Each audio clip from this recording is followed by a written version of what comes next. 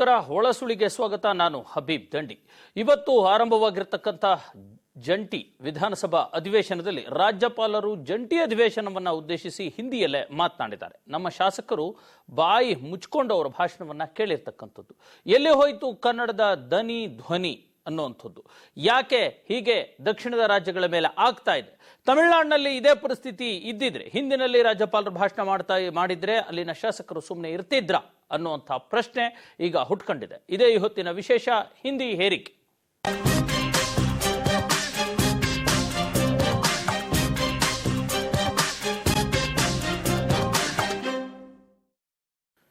ಇದು ಕನ್ನಡದ ಪಾಲಿಗೆ ದುರ್ದೈವದ ಸಂಗತಿ ಅನ್ಸುತ್ತೆ. ಜಂಟಿ ಅಧಿವೇಶನವನ್ನ ಉದ್ದೇಶಿಸಿ ಭಾಷಣ ಮಾಡಿದ ರಾಜ್ಯಪಾಲರು ಹಿಂದಿ ಭಾಷೆಯಲ್ಲೇ ಭಾಷಣ ಮಾಡಿದ್ದು ನಿಜಕ್ಕೂ ಈ ರಾಜ್ಯದ ಶೋಚನೀಯ ಸಂಗತಿ ಆಗ್ಬಿಟ್ಟಿದೆ.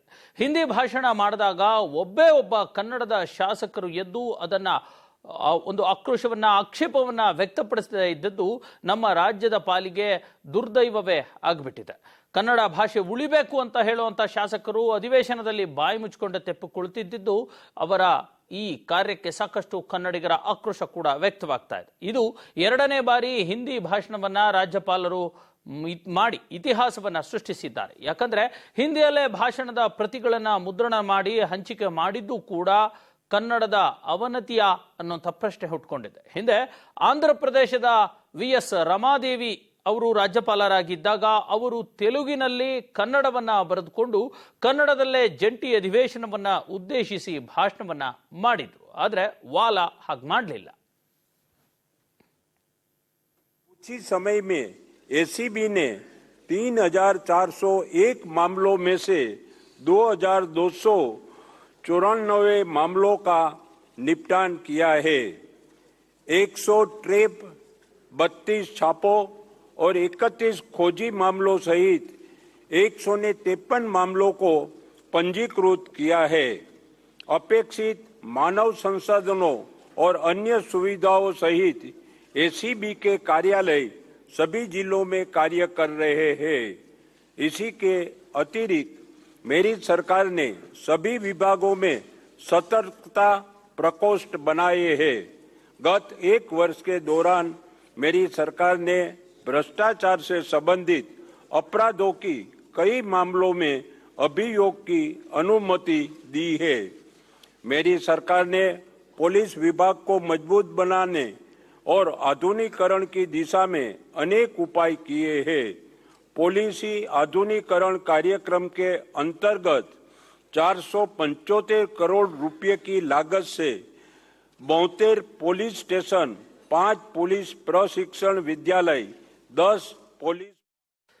ಇನ್ನು ರಾಜ್ಯಕ್ಕೆ ಬಂದ ಎಲ್ಲ ರಾಜ್ಯಪಾಲರು ಕೂಡ ಇಂಗ್ಲಿಷ್ನಲ್ಲಿ ಭಾಷಣವನ್ನ ಮಾಡ್ತಿದ್ರು. ಹೀಗೆ ಉತ್ತರಾಖಂಡ್ನಲ್ಲಿ ಮಾರ್ಗರೆಟ್ ಆಳ್ವಾ ಕೂಡ ಇಂಗ್ಲಿಷ್ನ ಭಾಷೆಯಲ್ಲೇ ರಾಜ್ಯಪಾಲರ ಭಾಷಣವನ್ನ ಮಾಡಲು ಹೋಗಿದ್ದ ವೇಳೆ ಅಲ್ಲಿನ ಶಾಸಕರು ಅವರ ಇಂಗ್ಲಿಷ್ ಭಾಷಣಕ್ಕೆ ಅಡ್ಡಿಪಡಿಸಿ ಹಿಂದಿಯಲ್ಲೇ ಭಾಷಣ ಮಾಡಿಸಿದ್ದು ನಮ್ಮ ಮುಂದೆಯೇ ಉದಾಹರಣೆಯಾಗಿ ಇದೆ. ಅದರಲ್ಲೂ ಕನ್ನಡಿಗರ ಶಾಸಕರ ಮುಂದೆ ಉದಾಹರಣೆಯಾಗಿದೆ. ಹೀಗಿರುವಾಗ ನಮ್ಮ ಶಾಸಕರಿಗೆ ಏನಾಗಿದೆ ಅನ್ನುವಂಥ ಪ್ರಶ್ನೆ ಹುಟ್ಕೊಂಡಿದೆ. ಇವರಿಗೆ ಭಾಷಾಭಿಮಾನ ಇಲ್ಲವೇ? ಒಂದು ವೇಳೆ ತಮಿಳುನಾಡಿನಲ್ಲಿ ಇದೇ ರೀತಿ ರಾಜ್ಯಪಾಲರು ಹಿಂದಿ ಭಾಷೆಯಲ್ಲಿ ಭಾಷಣವನ್ನ ಮಾಡಿದ್ರೆ ಅಲ್ಲಿ ಪರಿಸ್ಥಿತಿ ಹೀಗೆ ಇರ್ತಿತ್ತ ಅನ್ನುವಂಥ ಪ್ರಶ್ನೆ ಹುಟ್ಕೊಂಡಿದೆ. ಇದು ನಮ್ಮ ಶಾಸಕರಿಗೆ ಈ ಭಾಷಾ ಹೇರಿಕೆಯ ಬಗ್ಗೆ ಅವರಿಗೆ ಅರಿವಾಗಿಲ್ವಾ ಅನ್ನುವಂಥದ್ದು. ಇದೆಲ್ಲವನ್ನ ನೋಡಿದ್ರೆ ದಕ್ಷಿಣದ ರಾಜ್ಯಗಳಲ್ಲಿ ಕೇಂದ್ರ ಸರ್ಕಾರ ಹಿಂದಿ ಭಾಷೆಯನ್ನು ಹೇರುವ ಒಂದು ಭಾಗವೇ ಅನ್ನುವಂಥ ಅನುಮಾನವೂ ಕೂಡ ಹುಟ್ಕೊಳ್ತಿದೆ. मकानों का निर्माण और 4016 मकानों का निर्माण कार्य आरंभ करना सरकार द्वारा उठाए गए अन्य उपायों में शामिल है। हैदराबाद कर्नाटक क्षेत्र और इसके लोगों के विश्वास के लिए ಬನ್ನಿ ಬಗ್ಗೆ ಮಾತಾಡಲಿಕ್ಕೆ ಕನ್ನಡದ ಅಪ್ರತಿಮ ಹೋರಾಟಗಾರ ಕಳೆದ 5 ದಶಕಗಳಿಂದಲೂ ಕೂಡ ಕನ್ನಡ ನಾಡು ನುಡಿ ಭಾಷೆ ಗಡಿಯ ಬಗ್ಗೆ ಜಲ ನೆಲ ಎಲ್ಲದರ ಬಗ್ಗೆ ಹೋರಾಟ ಮಾಡ್ಕೊಂಡು ಬಂದಿರತಕ್ಕಂಥ ಏಕೈಕ ಅಪ್ರತಿಮ ಹೋರಾಟಗಾರರು ಅನ್ನಿಸ್ಕೊಂಡಿರ್ತಕ್ಕಂಥ ವಾಟಾಳ್ ನಾಗರಾಜ್ ಅವರು ನಮ್ಮೊಂದಿಗೆ ಇದ್ದಾರೆ. ವಾಟಾಳ್ ನಾಗರಾಜ್ ಸರ್, ನಮಸ್ಕಾರ. ನಮಸ್ಕಾರ, ಹೇಳಿ. ಸರ್, ಈಗ ತಾವು ನಿನ್ನೆನೂ ಕೂಡ ಈ ಕುರಿತಂತೆ ಒತ್ತಾಯವನ್ನು ಮಾಡಿದ್ರಿ, ಪ್ರತಿಭಟನೆಯನ್ನು ಕೂಡ ಮಾಡಿದ್ರಿ. ರಾಜ್ಯಪಾಲರು ಹಿಂದಿ ಭಾಷಣ ಮಾಡ್ತಿದ್ದಾರೆ, ಮಾಡಬಾರ್ದು, ಕನ್ನಡಿಗರು ಇದಕ್ಕೆ ಆಕ್ಷೇಪ ವ್ಯಕ್ತಪಡಿಸಬೇಕು, ಕನ್ನಡದಲ್ಲೇ ಭಾಷಣ ಮಾಡಲಿ ಅನ್ನುವಂಥದ್ದು. ಆದರೂ ಇದು ಯಾವುದು ಕೂಡ ಪರಿಣಾಮ ಬೀರಿಲ್ಲ. ಏನ್ ಹೇಳ್ತೀರಾ ಸರ್, ಯಾಕೆ ಹೀಗಾಗಿದೆ? ನಮ್ಮ ಶಾಸಕರದ ಕನ್ನಡಾಭಿಮಾನ ಎಲ್ಲಿ ಹೋಗಿದೆ ಅಂತೀರಿ? ಇದು ರಾಜ್ಯಕ್ಕಾದಂತ ದೊಡ್ಡ ದುರಂತ. ನಾನು ಮೊದಲಿಂದಲೂ ಸುಮಾರು ಒಂದು 35 ವರ್ಷ ಶಾಸನಸಭೆಯಲ್ಲಿದ್ದೆ. 35 ವರ್ಷನೂ ಕನ್ನಡದ ಬಗ್ಗೆ ರಾಜ್ಯಪಾಲರು ಮಾತಾಡೋಕೆ ಎದ್ದ ನಿಂತ ತಕ್ಷಣ ಕನ್ನಡದಲ್ಲಿ ಮಾತನಾಡಬೇಕು ಅಂತ ಹೇಳಿ ನಿರಂತರವಾದಂತ ಹೋರಾಟ ಮಾಡಿದ್ದೀನಿ. ಕೆಲವು ರಾಜ್ಯಪಾಲರು ನನ್ನ ಹೋರಾಟವನ್ನು ತಡೆಯಲಾರದೆ ಅರ್ಧಕ್ಕೆ ಭಾಷಣ ನಿಲ್ಲಿಸಿ ಹೊರಟು ಹೋಗಿದ್ದಾರೆ. ಈ ಪರಿಸ್ಥಿತಿ ನಡೆದಿದೆ. ಈ ರಾಜ್ಯ ಭಾಷೆ ಕನ್ನಡ, ರಾಜ್ಯದ ಜನ ಕನ್ನಡ, ಈ ರಾಜ್ಯ ಕರ್ನಾಟಕ, ಅದರಲ್ಲೂ ಕರ್ನಾಟಕದ ರಾಜಧಾನಿಯಲ್ಲಿ ಇರ್ತಕ್ಕಂಥದ್ದು ವಿಧಾನಸಭೆ, ವಿಧಾನಸೌಧ. ಇಲ್ಲಿ ನಡೀತಕ್ಕಂಥ ಜಂಟಿ ಅಧಿವೇಶನದಲ್ಲಿ ರಾಜ್ಯಪಾಲರಾದವರು ಅವರು ಕನ್ನಡದಲ್ಲೇ ಮಾತನಾಡಬೇಕು. ಹೋದ ಸಾರಿ ತಮಗೆ ಹೇಳ್ತಿ, ಇತ್ತೀಚಿನ ದಿನಗಳಲ್ಲಿ ಸ್ವಲ್ಪ 10 ವರ್ಷ 15 ವರ್ಷ ಇರಬಹುದು, ಆಂಧ್ರದವರೊಬ್ಬರು ಮಹಿಳೆ ರಮಾದೇವಿ ಅಂತ ಹೇಳಿ ಅವರು ರಾಜ್ಯಪಾಲರಾಗಿದ್ರು. ಆಗ ಅವರು ತೆಲುಗಿನಲ್ಲಿ ಕನ್ನಡ ಬರ್ಕೊಂಡು ಕನ್ನಡದಲ್ಲಿ ಮಾತನಾಡಿದ್ರು. ಅಂದ್ರೆ ಅವರ ಶ್ರದ್ಧೆ, ಅವರ ಪ್ರಾಮಾಣಿಕತೆ, ಭಾಷೆಯ ಬಗ್ಗೆ ಎಷ್ಟು ಕಾಳಜಿ ವಹಿಸಿದ್ರು ಅಂತ ಹೇಳಿ. ಇದು ನನಗನ್ನಿಸ್ತದೆ, ಮೊದಲು ರಾಜ್ಯಪಾಲರ ಕಾಳಜಿ ಇರಲಿ, ನಮ್ಮ ಶಾಸಕರಿದ್ದಾರಲ್ಲ, ಇವರು ಯಾವುದೇ ಪಾರ್ಟಿಯವರು ಇರ್ಬೋದು, ರಾಷ್ಟ್ರೀಯ ಪಕ್ಷ ಇರ್ಬೋದು, ರಾಜ್ಯ ಪಕ್ಷ ಇರ್ಬೋದು, ಯಾವುದೇ ಇರ್ಬೋದು, ಒಟ್ಟಾರೆ ಶಾಸಕರು, ವಿಧಾನ ಪರಿಷತ್ ಸದಸ್ಯರು ಜಂಟಿ ಅಧಿವೇಶನ ನಡೆಯುವಾಗ ರಾಜ್ಯಪಾಲರ ಭಾಷಣ, ಇವತ್ತು ಮಾಡಿರ್ತಕ್ಕಂಥ ಹಿಂದಿ ಭಾಷಣವನ್ನ ವಿರೋಧ ಮಾಡತಕ್ಕಂಥ ಒಂದು ಶಕ್ತಿ, ಗೌರವ ಏನು ಇವರು ನಮ್ಮ ಶಾಸಕರು ಬರಲಿಲ್ಲ. ಇವ್ರು ನಿಜಕ್ಕೂ ಇವರು ಈ ನಾಡಿನ ಶಾಸಕರೇ ಅಂತಕ್ಕಂಥ ನೋವಾಗ್ತಾ ಇದೆ. ಬಹಳ ಗಂಭೀರವಾಗಿ ಮಾತನಾಡೋದಾದ್ರೆ ಇವರು ನಿಜಕ್ಕೂ ಕನ್ನಡ ದ್ರೋಹಿಗಳು. ಇವರು ಶಾಸಕರಲ್ಲ, ವಿಧಾನ ಪರಿಷತ್ ಸದಸ್ಯರಲ್ಲ. ಅತ್ಯಂತ ಅಪಮಾನ, ಈ ರಾಜ್ಯಕ್ಕೆ ಮಾಡಿದಂತ ದ್ರೋಹ. ಸಂಪೂರ್ಣ ಇವರು ಸದನವನ್ನು ಬಿಟ್ಟು ಹೊರಗಡೆ ಹೋಗ್ಬೇಕಾಗಿತ್ತು. ಸರಿಯಲ್ಲ ಇದು ನೀವು ಮಾಡ್ತಾ ಇರೋದು ಅಂತ ಹೇಳಿ ರಾಜ್ಯಪಾಲರಿಗೆ ಹೇಳ್ಬೇಕಾಗಿತ್ತು. ರಾಜ್ಯಪಾಲರಿಗೆ ನೇರವಾಗಿ ಹೇಳ್ಬೇಕಾಗಿತ್ತು, ನೀವು ಗಂಭೀರವಾಗಿ ಕನ್ನಡದಲ್ಲಿ ಮಾತನಾಡಿ ಅಂತ ಹೇಳ್ಬೇಕಾಗಿತ್ತು. ಯಾವುದೇ ಭಾಷೆಯವರಿರ್ಬೋದು, ನಿಮ್ಮ ಭಾಷೆಯಲ್ಲೇ ಕನ್ನಡ ಮಾಡಿಕೊಂಡು ಉಚ್ಚಾರಣೆ, ನೀವು ಕನ್ನಡದ ಉಚ್ಚಾರಣೆ ಮಾಡಿ ಅಂತ ಹೇಳ್ಬೋದಾಗಿತ್ತು. ಹೋಗ್ಲಿ, ಕನಿಷ್ಠ ನಿಮ್ಮ ಪ್ರತಿಭಟನೆ ಆದ್ರೂ ಬೇಕಾಗಿತ್ತಲ್ಲ. ಹೌದು, ಒಬ್ಬ ಪ್ರತಿಭಟನೆ ಮಾಡಿಲ್ವಲ್ಲ. ಯಾರು ಇಲ್ಲಿ ಕನ್ನಡ ಇರ್ತಕ್ಕಂಥ ಕನ್ನಡಿಗರು ಯಾರೂ ಶಾಸಕರಿಲ್ವೇನಿಲ್ಲಿ? ಎಲ್ಲರೂ ಕನ್ನಡ ಮತದಾರರಿಂದ, ಕರ್ನಾಟಕದಿಂದ, ಈ ನಾಡಿನಿಂದ, ರಾಜ್ಯದಿಂದ ಹೋರಾಟ ಮಾಡಿ ಬಂದಿರತಕ್ಕಂಥ ಜನಗಳಲ್ಲಿರುವಾಗ ಇವರಲ್ಲಿ ಪ್ರಾಮಾಣಿಕತೆ ಅನ್ನುವುದು ಎದ್ದೇ ಕಾಣಲಿಲ್ಲ. ಈಗ ಕನ್ನಡದ ಬಗ್ಗೆ ಇವರು ತೋರದಂತ ಅನಾದರಣೆ, ಇವರು ತೋರದಂತ ಅತ್ಯಂತ ಕೆಟ್ಟ ಚಿಂತನೆ ನನಗಂತೂ ಬಹಳ ನೋವಾಗಿದೆ. ಇದು ಬಹಳ ಅಗೌರವ. ಇದು ರಾಜ್ಯಪಾಲರ ಭಾಷಣದ ವಿರುದ್ಧ ನಾವು ರಾಜ್ಯಾದ್ಯಂತ ಹೋರಾಟ ಮಾಡ್ತೀವಿ. ಒಳ್ಳೆ ಸೂಚನೆ ಅಲ್ಲ.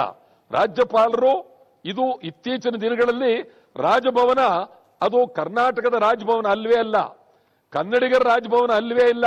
ಅದೇನೇ ಆಗಲಿ, ಇಲ್ಲಿ ಜಂಟಿ ಅಧಿವೇಶನ ಭಾಷಣ ಮಾಡುವಾಗ ಸ್ಪೀಕರ್ ಏನ್ ಮಾಡ್ತಾ ಇದ್ದಾರೆ, ಸಭಾಪತಿ ಏನ್ ಮಾಡ್ತಾ ಇದ್ದಾರೆ, ಈ ಕಡೆ ಈ ಎಡಗಡೆ ವಿರೋಧ ಪಕ್ಷ, ಆಡಳಿತ ಪಕ್ಷ ಎಲ್ಲರೂ ಕುಳಿತಿದ್ದಾರೆ.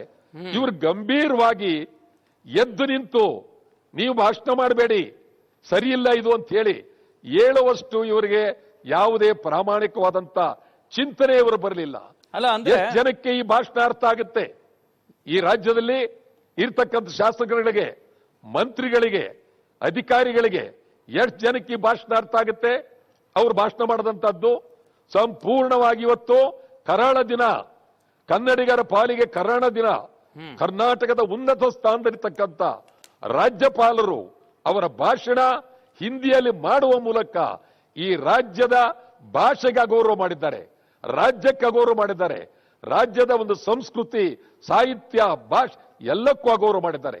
ಇದು ಬಹಳ ನಿಜಕ್ಕೂ ಅತ್ಯಂತ ದುಃಖ, ನೋವಿನ ಪ್ರಸಂಗ.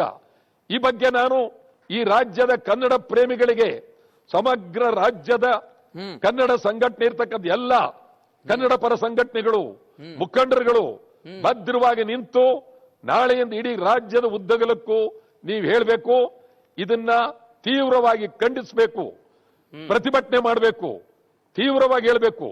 ಬಹಳ ವಿಶೇಷವಾಗಿ ಇವತ್ತು ನಾನು ಹೇಳ್ತಾ ಇದ್ದೀನಿ, ಸಾಹಿತಿಗಳು, ಕವಿಗಳು, ಬರಹಗಾರರು ಏನಾಗಿದ್ದೀರಿ ಈಗ ನೀವು?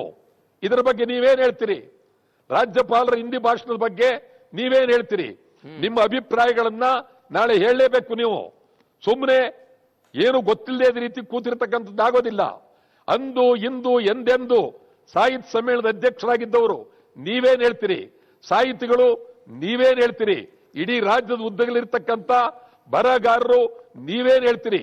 ಕನ್ನಡ ಪ್ರೇಮಿಗಳು ನೀವೇನ್ ಹೇಳ್ತೀರಿ?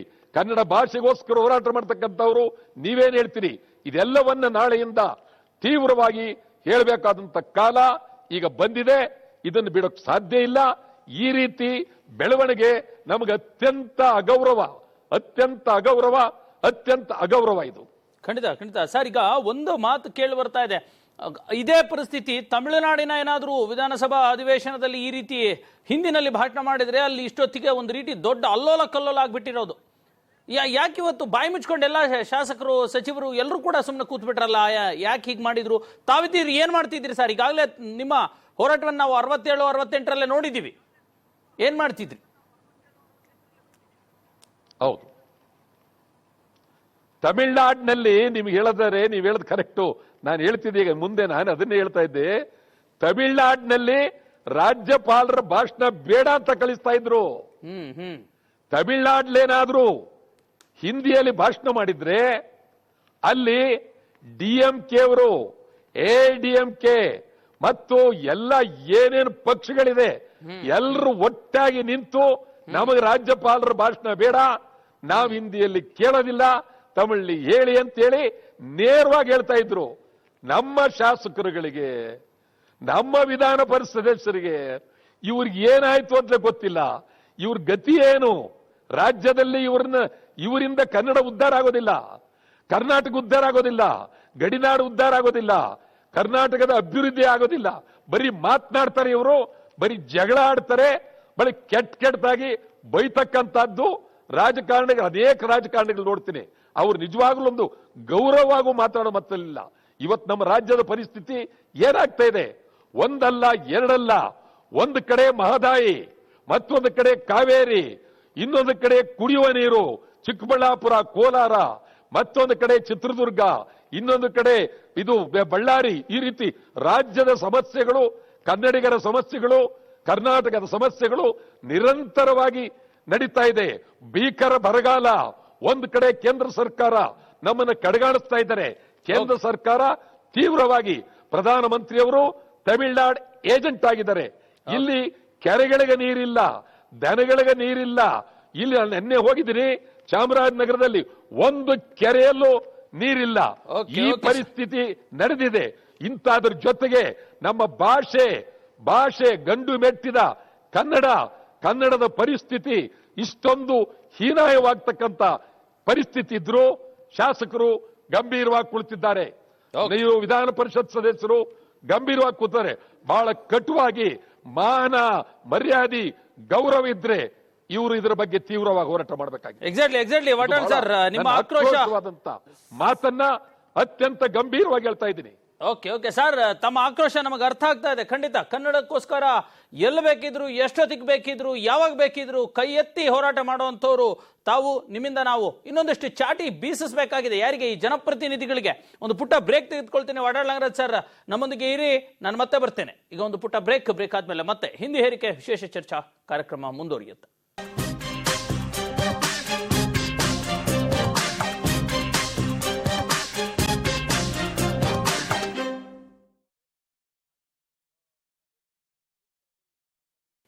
ಹಿಂದಿ ಹೇರಿಕೆ ವಿಶೇಷ ಚರ್ಚೆಗೆ ಮತ್ತೆ ಸ್ವಾಗತ. ನಾವು ಚರ್ಚೆ ಮಾಡ್ತಾ ಇದ್ದೀವಿ ಇವತ್ತು ಕರ್ನಾಟಕ ರಾಜ್ಯದ ವಿಧಾನಸಭಾ ಜಂಟಿ ಅಧಿವೇಶನದಲ್ಲಿ ರಾಜ್ಯಪಾಲರು ಹಿಂದಿಯಲ್ಲೇ ಭಾಷಣ ಮಾಡಿ ಕನ್ನಡಿಗರನ್ನ ಒಂದು ಸವಾಲು ಹಾಕಿದ್ದಾರೆ ಆ ಮೂಲಕ ಅನ್ನುವಂಥದ್ದು. ಹಿಂದಿನ ರಾಜ್ಯಪಾಲರು ಇಂಗ್ಲಿಷ್ನಲ್ಲಿ ಭಾಷಣ ಮಾಡಿದ್ರೆ ಇವರು ಹಿಂದಿಯಲ್ಲೇ ಮಾಡಿ ದಕ್ಷಿಣ ಭಾರತ ರಾಜ್ಯಗಳಿಗೆ ಹಿಂದಿ ಹೇರಿಕೆ ಮಾಡಬೇಕು ಅನ್ನುವಂಥ ಅಜೆಂಡಾ ಏನಾದರೂ ಇಟ್ಕೊಂಡು ಈ ರೀತಿಯ ಕೆಲಸ ಮಾಡ್ತಿದ್ದಾರಾ ಅನ್ನುವಂಥ ಪ್ರಶ್ನೆಯನ್ನ ಮತ್ತೆ ನಾವು ಪ್ರಶ್ನಿಸಿಕೊಳ್ಳೋ ಹಾಗೆ ಮಾಡಿದ್ದಾರೆ. ಬನ್ನಿ ಬಗ್ಗೆ ಮಾತಾಡ್ಲಿಕ್ಕೆ ನಮ್ಮೊಂದಿಗೆ ಮತ್ತೊಬ್ಬ ಅತಿಥಿ ಇದ್ದಾರೆ. ಹಿರಿಯ ಪತ್ರಕರ್ತರು, ಅನುಭವಿಗಳು ಆಗಿರ್ತಕ್ಕಂಥ ಮಾಧವ ಪ್ರಕಾಶ್ ಸರ್ ನಮ್ಮೊಂದಿಗೆ. ಸರ್, ಕಾರ್ಯಕ್ರಮಕ್ಕೆ ಸ್ವಾಗತ.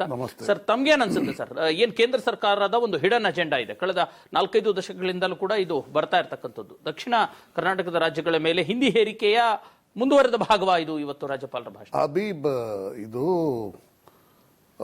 ದಕ್ಷಿಣ ಭಾರತದ ರಾಜ್ಯಗಳ ಮೇಲೆ ಹಿಂದಿ ಏರಿಕೆಯ ಮುಂದುವರಿದ ಭಾಗನ ಅಂತ ತಾವೊಂದು ಪ್ರಶ್ನೆಯನ್ನ ಕೇಳಿದ್ರಿ. ಅದಲ್ಲ, ಅದು ವಾಸ್ತವ ಏನು ಅಂತ ಅಂದ್ರೆ 60ರ ದಶಕದಲ್ಲಿ ನೀವಾಗಲೇ ಒಂದು ಪ್ರಶ್ನೆಯನ್ನ ಕೇಳ್ತಾ ಇದ್ರಿ, ತಮಿಳುನಾಡಿನಲ್ಲಿ ಇಂಥ ಪರಿಸ್ಥಿತಿ ಆಗಿದ್ರೆ, ನಿರ್ಮಾಣ ಆಗಿದ್ರೆ ಏನ್ ಮಾಡ್ತಾ ಇದ್ರಿ ಅಂತ ಅನ್ನೋ ಪ್ರಶ್ನೆ. ತಮಿಳುನಾಡಿನಲ್ಲಿ 60ರ ದಶಕದಲ್ಲಿ ಒಂದು ತುಂಬಾ ಜನಪ್ರಿಯ ಸರ್ಕಾರ ಇತ್ತು. 1953ರಲ್ಲಿ ಕೆ ಕಾಮರಾಜ್ ಅವರು ತಮಿಳುನಾಡಿನ ಮುಖ್ಯಮಂತ್ರಿ ಆದ್ರು after Rajaji. Rajaji was the first chief minister of Tamil Nadu. ಅದಾದ ನಂತರ ಕೆ ಕಾಮರಾಜ್ ಅವರು 9 ವರ್ಷಗಳ ಕಾಲ ತಮಿಳುನಾಡಿನ ಕೈಗಾರಿಕೀಕರಣ, ತಮಿಳುನಾಡಿನ ಸರ್ವತೋಮುಖ ಅಭಿವೃದ್ಧಿಗೆ ದುಡಿದಂತಹ ಒಬ್ಬ ನಾಯಕ. ಅಂತ ನಾಯಕ ಇದ್ದಂತಹ ಸಂದರ್ಭದಲ್ಲಿ ಹಿಂದಿ ಭಾಷೆಯನ್ನ ಸಂಪೂರ್ಣವಾಗಿ ಮೂಲೆಗುಂಪು ಮಾಡುವಂತಹ ಒಂದು ಪ್ರಯತ್ನ ನಡೀತಲ್ಲ, ಅಲ್ಲ ಒಂದು ಹೇರುವಂತಹ ಪ್ರಯತ್ನ ನಡೀತು. ಹಿಂದಿ ಭಾಷೆಯನ್ನ ಹೇರುವಂತಹ ಪ್ರಯತ್ನ ನಡೆದು ಕನ್ನಡ, ಇದು ತಮಿಳನ್ನ ಸಂಪೂರ್ಣವಾಗಿ ಮೂಲೆಗುಂಪು ಮಾಡುವ ಪ್ರಯತ್ನವನ್ನ ನಡೆದ್ರು. ಆವಾಗ ಒಂದು ಸಮಿತಿ ರಚನೆ ಆಗಿತ್ತು, ಭಾಷಾವಾರು ಪ್ರಾಂತ ವಿಂಗಡಣೆಗೆ ಸಂಬಂಧಪಟ್ಟ ಹಾಗೆ. ಜವಾಹರ್ಲಾಲ್ ನೆಹರು, ಸರ್ದಾರ್ ವಲ್ಲಭಾಯ್ ಪಟೇಲ್ ಮತ್ತು ಪಟಾಭಿ ಸೀತಾರಾಮಯ್ಯ ಅಂತ ಆ JVP ಕಮಿಟಿ ಅಂತ ಇತ್ತು. ಆ ಕಮಿಟಿ ಹಿಂದಿ ಭಾಷೆಯನ್ನ ಹೇರಬೇಕು ಅಂತ ನಿರ್ಧಾರ ಕೈಗೊಂಡ್ರು. ಆವಾಗ ಅಣ್ಣಾದುರೈ ತಮಿಳುನಾಡಿನ DMK ಪಕ್ಷದ ನಾಯಕರಾಗಿದ್ರು, ಇನ್ನೂ ಮುಖ್ಯಮಂತ್ರಿ ಆಗಿರ್ಲಿಲ್ಲ. 60 ದಶಕದ ಆರಂಭ ಅದು. ಆವಾಗ ಅವರು ಒಂದು ಕರೆ ಕೊಟ್ರು, ಭಾರತ ಒಕ್ಕೂಟ ರಾಷ್ಟ್ರ, ಈ ಒಕ್ಕೂಟ ರಾಷ್ಟ್ರದಲ್ಲಿ ಹಿಂದಿ ಯಾವ ರೀತಿ ಒಂದು ಭಾಷೆನೋ ಅದೇ ರೀತಿ ತಮಿಳಿಗೂ ಹಿಂದಿಯಷ್ಟೇ ಪ್ರಾಮುಖ್ಯತೆ ಮತ್ತು ಪ್ರಾಧಾನ್ಯತೆ ಇದೆ. ಹಿಂದಿಯನ್ನ ನೀವು ರಾಷ್ಟ್ರ ಭಾಷೆಯನ್ನಾಗಿ ಕರೆಯೋದಾದ್ರೆ ತಮಿಳು, ಕನ್ನಡ, ತೆಲುಗು, ಮಲಯಾಳಂನಂತಹ ದ್ರಾವಿಡ ಭಾಷೆಗಳಿಗೂ ರಾಷ್ಟ್ರ ಭಾಷೆಯ ಸ್ಥಾನ ದೊರಕಬೇಕು ಅನ್ನುವಂತಹ ಕರೆಯನ್ನ ಅಣ್ಣಾದೊರೈ ಕೊಡ್ತಾರೆ. ಅಣ್ಣಾದೊರೈ ಕೊಟ್ಟ ನಂತರ ಏನ್ ಮಾಡ್ತಾರೆ ಅಂತಂದ್ರೆ, ಯಾವುದೇ ಕಾರಣಕ್ಕೆ ತಮಿಳುನಾಡಿಗೆ ಹಿಂದಿ ಪ್ರವೇಶಕ್ಕೆ ನಾವು ಅವಕಾಶವನ್ನ ಕೊಡೋದಿಲ್ಲ ಅನ್ನುವಂತಹ ದೊಡ್ಡ ಆಂದೋಲನವನ್ನ ಆರಂಭ ಮಾಡ್ತಾರೆ. ಅದರ ಪರಿಣಾಮ ಏನಾಯ್ತು ಗೊತ್ತಾ? ಅದು ಆ ಹಿಂದಿ ವಿರುದ್ಧದ ಆಂದೋಲನ ಕೇವಲ ತಮಿಳುನಾಡಿಗೆ ಮಾತ್ರ ಸೀಮಿತ ಆಗಲಿಲ್ಲ. ಕರ್ನಾಟಕದಲ್ಲೂ ಹಿಂದಿ ವಿರುದ್ಧ ದೊಡ್ಡ ಹೋರಾಟ ನಡೀತು, ಆಂಧ್ರ ಪ್ರದೇಶದಲ್ಲೂ ನಡೀತು. ಆದ್ರೆ ದುರಂತ ಏನು ಗೊತ್ತಾ? ಹಿಂದಿ ವಿರುದ್ಧ ನಡೆದಂತಹ ದೊಡ್ಡ ಆಂದೋಲನದ ಪರಿಣಾಮವಾಗಿ ಅತ್ಯಂತ ಜನಪ್ರಿಯ ಮುಖ್ಯಮಂತ್ರಿ, ಜನಪರ ಮುಖ್ಯಮಂತ್ರಿ ಕೆ ಕಾಮರಾಜ್ ಅಂತ ಅವರು 1967ರ ವಿಧಾನಸಭಾ ಚುನಾವಣೆಯಲ್ಲಿ ಸೋತು ಹೋಗ್ತಾರೆ. ಕೆ ಕಾಮರಾಜ್ 1967ರಲ್ಲಿ DMK ಪಕ್ಷದಿಂದ ಸೋತು ಹೋಗ್ತಾರೆ. ಹಿಂದಿ ವಿರೋಧ ಹೋರಾಟ. ಹೌದು, ಹಿಂದಿ ಹೋರಾಟದ ಪರಿಣಾಮವಾಗಿಯೇ ದ್ರಾವಿಡ ಮುನ್ನೇತ್ರ ಕಳಗಂ ತಮಿಳುನಾಡಿನಲ್ಲಿ ಅಧಿಕಾರ ಸೂತ್ರ ಹಿಡಿಯೋದಕ್ಕೆ ಸಾಧ್ಯ ಆಗುತ್ತೆ. ಇವತ್ತು ನಾವು ಒಂಟಿ ಧ್ವನಿಗಳಾಗಿ ಒಬ್ಬೊಬ್ಬರೇ ಕೂತ್ಕೊಂಡ್ಬಿಟ್ಟು ನಾವು ಹೋರಾಟವನ್ನ ಮಾಡ್ತೀವಿ ಅಂತ ಎಲ್ಲ ಕಾಲಕ್ಕೂ ಹೇಳೋದಲ್ಲ. ಒಂದು ಸೈದ್ಧಾಂತಿಕ ಸ್ಪಷ್ಟತೆ, ಸೈದ್ಧಾಂತಿಕ ಶಕ್ತಿಯನ್ನ ನೀಡಿ ದ್ರಾವಿಡ ಮುನ್ನೇತ್ರ ಕಳಗಮ್ಮನ್ನ ಬೆಳೆಸಿದ ಹಾಗೆ ಇವತ್ತು ಕರ್ನಾಟಕದಲ್ಲಿ ಒಂದು ಕನ್ನಡ ಸಂಘಟನೆ ಬೆಳೆದಿದ್ರೆ 60ರ ದಶಕದಿಂದ ಇಲ್ಲಿಯವರೆಗೆ, ಇವತ್ತು ಕರ್ನಾಟಕದ ವಿಧಾನಸಭೆ ಒಳಗೆ ಗುಜರಾತ್ನ ಒಬ್ಬ ವ್ಯಕ್ತಿ ಬಂದು ಹಿಂದಿಯಲ್ಲಿ ಭಾಷಣ ಮಾಡೋದಕ್ಕೆ ಸಾಧ್ಯ ಆಗ್ತಾ ಇತ್ತ? ಇದಕ್ಕೆ ಪ್ರಧಾನವಾಗಿ ಕಾರಣ ಇಂಥ ಪರಿಸ್ಥಿತಿ ನಿರ್ಮಾಣ ಆಗಿರೋದಕ್ಕೆ ತಮಿಳುನಾಡಿನಲ್ಲಿ ಅಣ್ಣಾದೊರೈ, ಕರುಣಾನಿಧಿ ಅವರಂತಹ ಧೀಮಂತ ನಾಯಕರು, ಅಂದ್ರೆ ತಮಿಳು ಭಾಷೆಗೆ, ತಮಿಳು ಜನರ ಬದುಕಿಗೆ, ತಮಿಳಿನ ಸಾರ್ವಭೌಮತೆಗೆ ಹೋರಾಡಿದಂತಹ ನಾಯಕತ್ವ ಕರ್ನಾಟಕದಲ್ಲಿ ಇಲ್ಲ. ಈ ಕರ್ನಾಟಕದ ನಾಯಕತ್ವ ಏನಾಯ್ತು ಗೊತ್ತಾ? ಎಲ್ಲ ಏಕಶಕ್ತಿಯ ನಾಯಕತ್ವ ಆಯ್ತು. ಅಲ್ಲ ಸರಿ, ಹೋರಾಟ ಇದ್ದೇ ಇದೆಯಲ್ಲ ಸರ್. ಈಗ 60ರ ದಶಕದಿಂದಲೂ ಕೂಡ ಕನ್ನಡ ಪರ ಹೋರಾಟಗಳು. ಹೋರಾಟ ಅಲ್ಲ ರೀ ಅದು. ನೀವು ಹೋರಾಟವನ್ನ ಮಾಡ್ಕೊಂಡು ಎಲ್ಲಾ ಕಾಲಕ್ಕೂ ಬಾವುಟ ಆರಿಸ್ಕೊಂಡಿದ್ರೆ ಆಗೋದಿಲ್ಲ. ಮತ್ತೇನದು? ರಾಜಕೀಯ ಅಧಿಕಾರ ಹಿಡಿಬೇಕು ಭಾಷೆಯ ಹೆಸರು. ಇವತ್ತು ತಮಿಳುನಾಡಿನಲ್ಲಿ ಅಣ್ಣಾದೊರೈ ಅವರು ಒಂದು ಅಜೆಂಡಾ ಕೊಟ್ಟರು, ಒಂದು ಕಾರ್ಯಕ್ರಮವನ್ನ. ಏನ್ ಕಾರ್ಯಕ್ರಮ ಗೊತ್ತಾ? ಅದು ತಮಿಳರ ಭಾಷೆ, ತಮಿಳರ ಬದುಕು, ದ್ರಾವಿಡರ ಸಾರ್ವಭೌಮತೆ, ಅದಕ್ಕೋಸ್ಕರ ತಮಿಳರು ಹೋರಾಟ ಮಾಡಬೇಕು ಅಂದ್ರು. 1952 ಚುನಾವಣೆ ನಡೀತು. ಯಾವುದು ಸಂವಿಧಾನ ರಚನೆ ಆದ್ಮೇಲೆ ಚುನಾವಣೆ ನಡೀತಲ್ಲ, ಆವಾಗ ಚುನಾವಣೆಗೆ ನಿಲ್ಬೇಕು ಅಂದಾಗ ಅಣ್ಣಾದೊರೆ ಹೇಳಿದ್ರು, no question of contesting the elections. ನಾವು ತಮಿಳರ ಸಾರ್ವಭೌಮತ್ವ, ತಮಿಳರ ಬದುಕು, ತಮಿಳು ಭಾಷೆ, ತಮಿಳು ನೆಲ, ತಮಿಳು ಜಲ, ಇದರ ಬಗ್ಗೆ ನಿಯಂತ್ರಣಕ್ಕೆ ತೆಗೆದುಕೋಬೇಕಾದ್ರೆ ತಮಿಳುನಾಡಿನಲ್ಲಿ ಅಧಿಕಾರ ಹಿಡಿಬೇಕು ಅಂತ. ಆದ್ರೆ ಕರ್ನಾಟಕದಲ್ಲಿ ಏನಾಯ್ತು ಗೊತ್ತಾ, 60ರ ದಶಕದಿಂದ ಇಲ್ಲಿಯವರೆಗೆ ಹೋರಾಟ ಮಾಡ್ತಾನೆ ಬಂದಿದ್ದಾರೆ ಹೊರತು ಜನ ರಾಜಕೀಯ ಅಧಿಕಾರ ಹಿಡಿಯುವಂತ ಪ್ರಯತ್ನ ಮಾಡಲಿಲ್ಲ. ಇವತ್ತು ರಾಜಕೀಯ ಅಧಿಕಾರ ಇದ್ದಿದ್ರೆ ಯಾಕ್ರಿ ನಾವು ಇವತ್ತು ತಮಟೆ ಹೊಡಿಬೇಕಾಗಿತ್ತು? ಅವ್ರನ್ನ ವಿಲವಿಲ ಮಾಡಬಹುದಾಗಿತ್ತು. ಹೌದು, ಇವತ್ತು ವಾಜುಭಾಯಿ ವಾಲಾ ಅವರು ಕನ್ನಡದಲ್ಲೇ ಮಾತನಾಡಂಗ್ ಮಾಡಬಹುದಾಗಿತ್ತು. ಆದ್ರೆ ನಾವು ಸಂಪೂರ್ಣವಾಗಿ ಸೋತ್ಬಿಟ್ಟು ಇವತ್ತು ವಾಜುಭಾಯಿ ವಾಲನ್ನ ಟೀಕೆ ಮಾಡಿದ್ರೆ ಇನ್ಬತ್ತು. Exactly correct sir. ಒಂದ್ ಮಾತನ್ನ ಹೇಳ್ತಾ ಇದ್ದಾರೆ ಮಾಧವ್ ಪ್ರಕಾಶ್ ಅವರು. ಖಂಡಿತ ಅದು ನಮ್ಮ ಕನ್ನಡದ ಅಭಿಮಾನದ ಹೋರಾಟ, ಭಾಷೆಯ ಹೋರಾಟ ಒಂದು ಶಕ್ತಿಯಾಗಿ ಬದಲಾಗಿಲ್ಲ, ರಾಜಕೀಯ ಶಕ್ತಿಯಾಗಿ ಬದಲಾಗ್ಲಿಲ್ಲ ಅನ್ನುವಂಥದ್ದು. ಅದಕ್ಕೆ ಸೋಲಿಗೆ ಕಾರಣಗಳಿರಬಹುದು. ಇದು ಹಬೀಬ್ ಕನ್ನಡದ ಹೋರಾಟ ಎಲ್ಲ ಕಾಲಕ್ಕೂ 60ರ ದಶಕದಿಂದ ಇಲ್ಲಿಯವರೆಗೆ ವ್ಯಕ್ತಿಗತ ಹೋರಾಟ ಆಯ್ತು, ವ್ಯಕ್ತಿ ಪ್ರತಿಷ್ಠೆಯ ಹೋರಾಟ ಆಯ್ತು. ಅದಕ್ಕೊಂದು ಸಿದ್ಧಾಂತದ ಚೌಕಟ್ಟಿಲ್ಲ, ಒಂದು ಸಮಗ್ರತೆಯ ಚೌಕಟ್ಟಿಲ್ಲ. ಇಡೀ ಕರ್ನಾಟಕವನ್ನು ಒಳಗೊಂಡಂತಹ ಆಗಲಿಲ್ಲ, ವಿವೇಚನೆ ಇಲ್ಲ ಯಾರಿಗೋ. ಓಕೆ ಸರ್, ಬಂದೆ ಸರ್. ನನಗೆ ಸರ್ ಒಂದು ಮಾತು, ನಾವು ರಾಜಕೀಯ ಶಕ್ತಿಯಾಗಿ ಬೆಳೀಲಿಲ್ಲ ಭಾಷೆ ಅನ್ನೋಂಥದ್ದು. ನಮ್ಮೊಂದಿಗೆ ರಾಜೀವ್ ಶಾಸಕರು ಅವರು ಕೂಡ ಇರ್ತಕ್ಕಂಥದ್ದು. ಒಂದ್ ನಿಮಿಷ ಕೇಳ್ರಿ ಸರ್ ಬಂದೆ ಸರ್, ಒಂದೇ ನಿಮಿಷ. ನಮ್ಮೊಂದಿಗೆ ಶಾಸಕರಿದ್ದಾರೆ, ಅವರ ಒಪಿನಿಯನ್ ಪಡ್ಕೊಂಡು ನಿಮ್ಮ ಹತ್ರ ಬರ್ತೀನಿ ಸರ್. ವಾಟಾಳ್ ನಾಗರಾಜ್ ಅವರೇ ಒಂದೇ ನಿಮಿಷ, ಬೇಗ ಬಂದ್ರೆ ಸರಿ. ಒಂದೇ ನಿಮಿಷ ಕನೆಕ್ಟ್ ಮಾಡ್ತೀನಿ. ಒಂದೇ ನಿಮಿಷ ಸರ್, ಬಂದೆ. ಮಾತಾಡಿಸಿ ಬಂದ್ಬಿಡಿ, ಅವ್ರನ್ನೇ ಮಾತಾಡಿಸಿ ಬಂದ್ಬಿಡಿ. ಹೇಳಿ ಸರ್, ಒಂದು ರಾಜಕೀಯ ಅವರು ವಾಟಾಳ್ ಸರ್ ಅದನ್ನೇ ಹೇಳ್ತೀರಾ, ಶಾಸಕರು ಬಾಯಿ ಮುಚ್ಕೊಂಡು ಕೂತ್ಕೊಂಡಿದ್ರು, ಯಾರು ಪ್ರತಿಭಟನೆ ಮಾಡ್ಲಿಲ್ಲ ಅನ್ನೋ. ಅಫ್ಕೋರ್ಸ್ ವಾಟಾಳ್ ನಾಗರಾಜ್ ಅವರು ಏನ್ ಹೇಳ್ತಾ ಇದ್ದಾರೆ, ಮಹದೇವ್ ಪ್ರಸಾದ್ ಅವರು ಏನ್ ಹೇಳಿದ್ರು ಇಷ್ಟೊತ್ತು, ನಿಜಕ್ಕೂ ನಮ್ಮಲ್ಲಿ ಅತ್ಯಂತ ಪುರಾತನ ಭಾಷೆ, ದ್ರಾವಿಡ ಭಾಷೆ ಅಂತ ಹೇಳಿ ಕೂಡ ಆ ಭಾಷೆಯನ್ನು ರಾಜಕೀಯ ಶಕ್ತಿಯಾಗಿ ರೂಪುಗೊಳಿಸೋದ್ರಲ್ಲಿ ನಾವು ಎಲ್ಲರೂ ಸಂಪೂರ್ಣವಾಗಿ ಸೋತಿದ್ದೇವೆ. ಅದನ್ನ ನಾವು ಒಪ್ಕೊಳ್ಳೇಬೇಕು. ಓಕೆ ಸರ್, ಅವ್ರು ಸೋತಿದೀವಿ ಅಂತ ಹೇಳ್ತಿದ್ದಾರೆ. ಹೇಳಿ ಸರ್, ಹೇಳಿ. ಶಾಸಕರಾದ ರಾಜೀವ್ ಅವರು ಎಲ್ಲ ನಾವು ಶಾಸಕರಾಗಿ ಸೋತಿದೀವಿ ಅಂತ ಹೇಳ್ತಿದ್ದಾರೆ. ವಾಟಾಳ್ ಸರ್ ಹೇಳಿ. ಈಗ ಅಲ್ಲಿ ಯಾರ್ಯಾರೋ ಕರೆದಿದ್ದೀರಿ ನನಗೆ ಗೊತ್ತಿರಲಿಲ್ಲ. ಅವರು ಮಾತಾಡೋದೆಲ್ಲ ಕೇಳದೆ ಬಹಳ ದ್ವೇಷದಲ್ಲಿ ಮಾತಾಡ್ತಾ ಇದ್ದಾರೆ. ಅವ್ರು ಯಾವಾಗ್ಲೂ ಅಲ್ಲಿ ಒಬ್ಬ ಇದ್ದಾನೆ, ಬಹಳ ದ್ವೇಷ, ಎಲ್ಲದ್ರಲ್ಲೂ ಮಾತಾಡದೆ ಅವ್ರು ಪ್ರತಿ ಸಾರಿ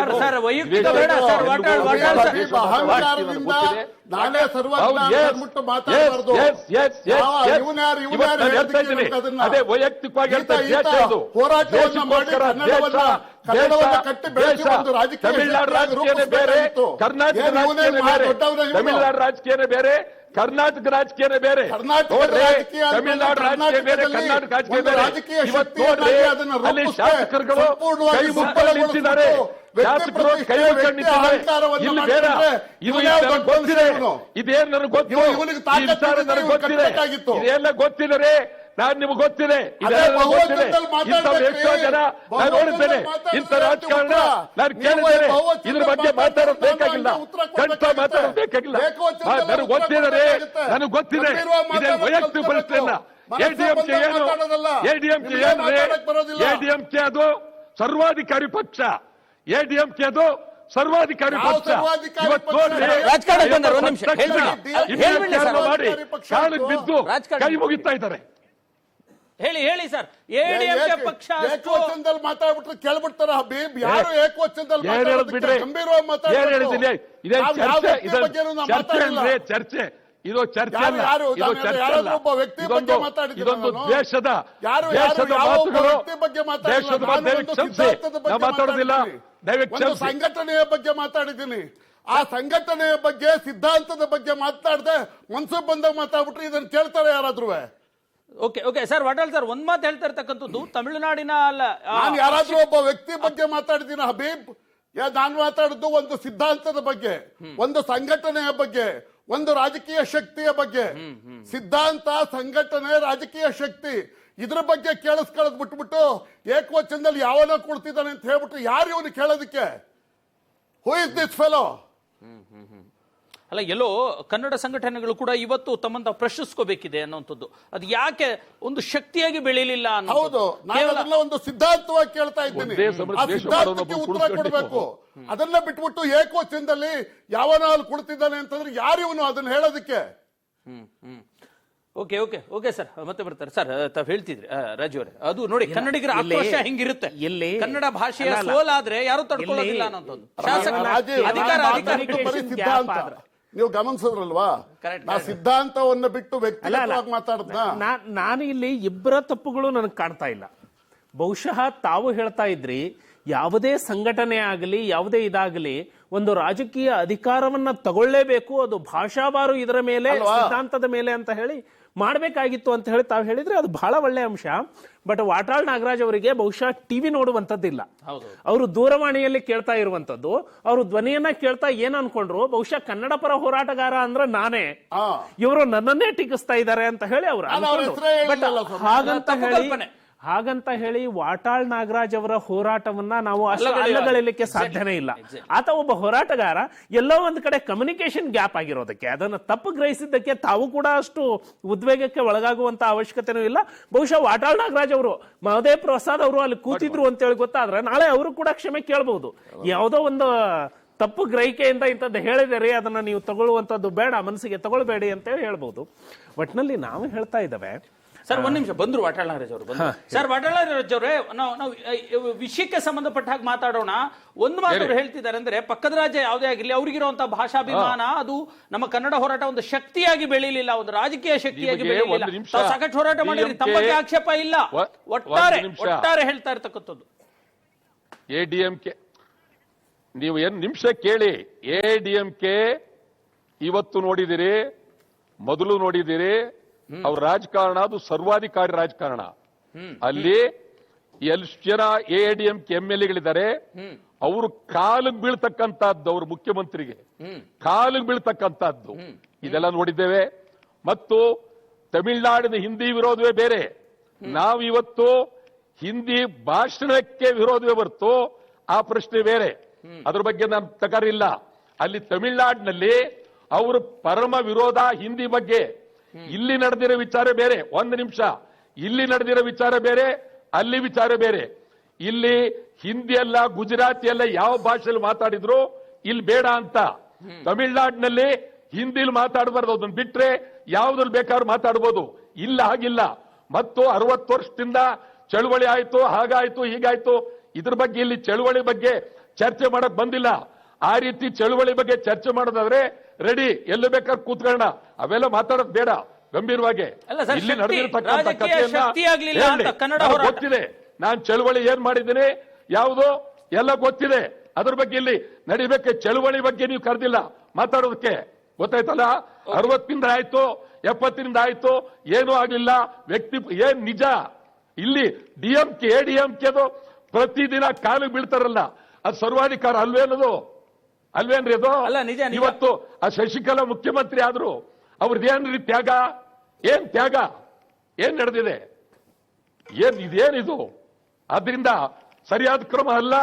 ಸ್ಪಷ್ಟವಾಗಿ ನೇರವಾಗಿ ಹೇಳ್ತಾ ಇದ್ದೀನಿ, ರಾಜ್ಯಪಾಲರ ಭಾಷಣವನ್ನ ನೇರವಾಗಿ ನಾನು ವಿರೋಧಿಸ್ತೀನಿ. ಬೇರೆ ಮಾತಿಲ್ವೇ ಇಲ್ಲ. ಓಕೆ ಸರ್, ಈಗ ಒಂದು ಚುಟ್ಕಾಗಿ ಸರ್, ಒಂದು ಚುಟ್ಕಾಗಿ ರಿಯಾಕ್ಷನ್ ಏನು ಅಂತಂದ್ರೆ, ಕನ್ನಡದ ಹೋರಾಟ ಖಂಡಿತ ನಿಮ್ಮ ಹೋರಾಟಗಳ ಬಗ್ಗೆ ಯಾರಿಗೂ ಪ್ರಶ್ನೆ ಇಲ್ಲ, ಯಾರಿಗೂ ಆಕ್ಷೇಪಗಳಿಲ್ಲ. ನಾವೆಲ್ಲ ಕನ್ನಡಿಗರಾಗಿ ನಿಮ್ಮನ್ನೆಲ್ಲರನ್ನು ಕೂಡ ಗೌರವಿಸ್ತೀವಿ. ಆದ್ರೆ ಈ ಕನ್ನಡ ಹೋರಾಟ ಅನ್ನುವಂಥದ್ದು ಒಂದು ಶಕ್ತಿಯಾಗಿ, ಅದು ರಾಜಕೀಯ ಶಕ್ತಿಯಾಗಿ ಬೆಳೀಲಿಲ್ಲ ಅನ್ನೋಂಥದ್ದು. ಇದ್ರಲ್ಲಿ ನಿಮ್ಮ ಸೋಲು ಅಂತ ಹೇಳ್ತಿಲ್ಲ, ನಮ್ಮೆಲ್ಲ 6 ಕೋಟಿ ಕನ್ನಡಿಗರ ಸೋಲು. ಇದು ಒಂದು ನಿಮಿಷ. ಇಲ್ಲಿ ಕನ್ನಡ ಚಳುವಳಿ ರಾಜಕೀಯ ಶಕ್ತಿ ಅನ್ನೋ ಬಗ್ಗೆ ಇಲ್ಲಿ ಚರ್ಚೆ ನಡೀತಾ ಇಲ್ಲ. ಇದು ರಾಜ್ಯಪಾಲರ ಭಾಷಣದ ಬಗ್ಗೆ ಚರ್ಚೆ ಇದೆ. ಅಷ್ಟಕ್ಕೆ ಸೀಮಿತ ಮಾಡಿ ಏನೇನೋ ಮಾಡ್ಬಿಟ್ಟು ಎತ್ತಗೋ ಮಾತಾಡಕ್ ಹೋಗ್ಬೇಡಿ. ನೀವು ಮೊದಲೇ ಹೇಳಿದ್ರೆ ಕನ್ನಡ ಚಳುವಳಿ ಅಲ್ಲೇ ಬರ್ತಿದ್ದೆ ನಾನು. ಏನ್ ಹುಡುಗಾಟ ಆಡೋಕ್ ಹೋಗಬೇಡಿ ಇಲ್ಲಿ. ಓಕೆ ಓಕೆ ಸರ್, ಇಲ್ಲ ಆ ರೀತಿಯ ರಾಜಕೀಯ ಶಕ್ತಿಯಾಗಿದ್ರೆ ಇವತ್ತು ರಾಜ್ಯಪಾಲರು ಅಷ್ಟು ಧೈರ್ಯ ಮಾಡ್ತಿರ್ಲಿಲ್ಲ ಹಿಂದಿನಲ್ಲಿ ಮಾತಾಡುವಂಥದ್ದು. ಯಾಕಂದ್ರೆ ಬೇರೆ ವಿಚಾರ, ಕಣ್ಸಬೇಡಿ ನೀವು. ಚಳುವಳಿ ಬಗ್ಗೆ ರಾಜಕೀಯ ಶಕ್ತಿ ಅದ್ರ ಬಗ್ಗೆ ಇವತ್ತು ಮಾತಾಡಕ್ ಬಂದಿಲ್ಲ ನಾನು. ಅದು ಮಾತಾಡೋದಾದ್ರೆ ಬಹಿರಂಗವಾಗಿ ಮಾತಾಡೋಣ. ಹೋರಾಟ ನಿಮ್ಮಲ್ಲಿ ಬಂದಿರೋದು ಸರ್ ಹೋರಾಟ ಕನ್ನಡಿಗರನ್ನ ಒಗ್ಗೂಡಿಸಿ ರಾಜ್ಯಪಾಲರು ಹಾ ಕೇಳಿ ಸ್ವಾಮಿ, ಕೇಳಿ ಸ್ವಲ್ಪ ಗಂಭೀರವಾಗಿ. ರಾಜ್ಯಪಾಲರ ಭಾಷಣಕ್ಕೆ ಸೀಮಿತ ಆಗಿ ಅದು ಬಿಟ್ಟು ಹತ್ತಿತ್ತ ಹೋಗೋದು ಬೇಡ. ಓಕೆ, ಹೇಳಿ ಸರ್. ಈಗ ರಾಜ್ಯಪಾಲರ ಭಾಷಣದ ವಿರುದ್ಧ ಕನ್ನಡಿಗರನ್ನ ಒಗ್ಗೂಡಿಸಿ ಒಂದಷ್ಟು ನಮ್ಮ ಶಾಸಕರು ಯಾಕೋ ನಿದ್ದೆ ಮಾಡ್ತೀರ ಕಾಣ್ತಾ ಇದೆ, ಅವ್ರಿಗೆ ಒಂಚೂರು ಎಚ್ಚರಿಸುವಂತ ಕೆಲಸ ಏನಾದ್ರು ಮಾಡ್ತೀರಾ? ಮಾಡೋಣ ನಾವು ನೀವು ಸೇರ್ಕೊಂಡು ಅಂತ. ಇಲ್ಲ, ನಾವೇನು ಮಾಡ್ತಾ ಇಲ್ಲ. ನಾವು ಶಾಸಕರು ಎಚ್ಚರ ಕೊಡೋದಕ್ಕೆ ಏನು ಮಾಡ್ತಾರೆ, ಕಡುಬು ದೋಸೆ ಕೊಡ್ತೀವಿ ಬೆಳಕರಿ ಹೊತ್ತಿಗೆ ಅವ್ರಿಗೆ ಎಚ್ಚರಿಕೆಯಿಂದ. ಸರ್ ಓಕೆ, ಅಲ್ಲ ನಾಳೆಯಿಂದ ಹೋರಾಟ ಮಾಡ್ತೀನಿ ಅಂತ ತಾವು ಹೇಳಿದ್ರಿ. ಓಕೆ, ಖಂಡಿತ ಸರ್, ನಿಮ್ಮ ಹೋರಾಟಕ್ಕೆ ನಮ್ಮ ಸಪೋರ್ಟ್ ಇರುತ್ತೆ. ಮಾಧ್ಯಮವಾಗಿ ಯಾವತ್ತಿಗೂ ನಿಮ್ಮನ್ನ ಸಪೋರ್ಟ್ ಮಾಡ್ಕೊಂಡು ಬಂದಿವಿ. ವಾಟಾಳ್ ನಾಗರಾಜ್ ಅವರೇ, ಧನ್ಯವಾದ ನಮ್ಮೊಂದಿಗೆ ಮಾತನಾಡಿದ್ದಕ್ಕೆ. ನಿಮ್ಮ ಬಗ್ಗೆ ಒಂದು ನಿಮಿಷ ನಿಮ್ಮ ಬಗ್ಗೆ ನನಗೆ ಗೌರವ ಇದೆ, ಮಾಧ್ಯಮಗಳ ಬಗ್ಗೆ ನನಗೆ ಬಹಳ ಗೌರವ ಇದೆ. ಅದ್ರ ಬಗ್ಗೆ ಏನಿಲ್ಲ. ನೋಡಿ, ಈಗ ಮಾಧ್ಯಮಗಳ ಬಗ್ಗೆ ನನಗಿರೋಷ್ಟು ಗೌರವ ಯಾರಿಗೂ ಅಷ್ಟು ಗೌರವ ಇದೆ. ಅದ್ರ ಬಗ್ಗೆ ಬೇರೆ ಮಾತಿಲ್ಲ. ಆದರೆ ಚರ್ಚೆ ಯಾವುದು, ಮಾತ್ಯಾವುದು, ಅದಾಗಬಾರ್ದು. ಅದು ಒಳ್ಳೆಯದಲ್ಲ. Thank you sir, thank you, ಧನ್ಯವಾದ. ಮತ್ತು ಈಗ ನೋಡಿ, ರಾಜ್ಯಪಾಲರ ಭಾಷಣಕ್ಕೆ ಈಗ ನಾನು ಬಸ್ಸಿನೂ ಹಾಕಿದ್ದೇನೆ, ಅದನ್ನು ಹಾಕಿದೆವು. ಹೇಳಿ, ಅದನ್ನು ಹಾಕಿದ್ದೇವೆ. ತೋರಿಸಿ ಸರ್, ತೋರಿಸಿ ಅದನ್ನ. ತೋರಿಸ್ತಾ ಇದ್ವಿ. ನೋಡಿ ತೋರಿಸ್ತಾ ಇದ್ವಿ. ಓಕೆ,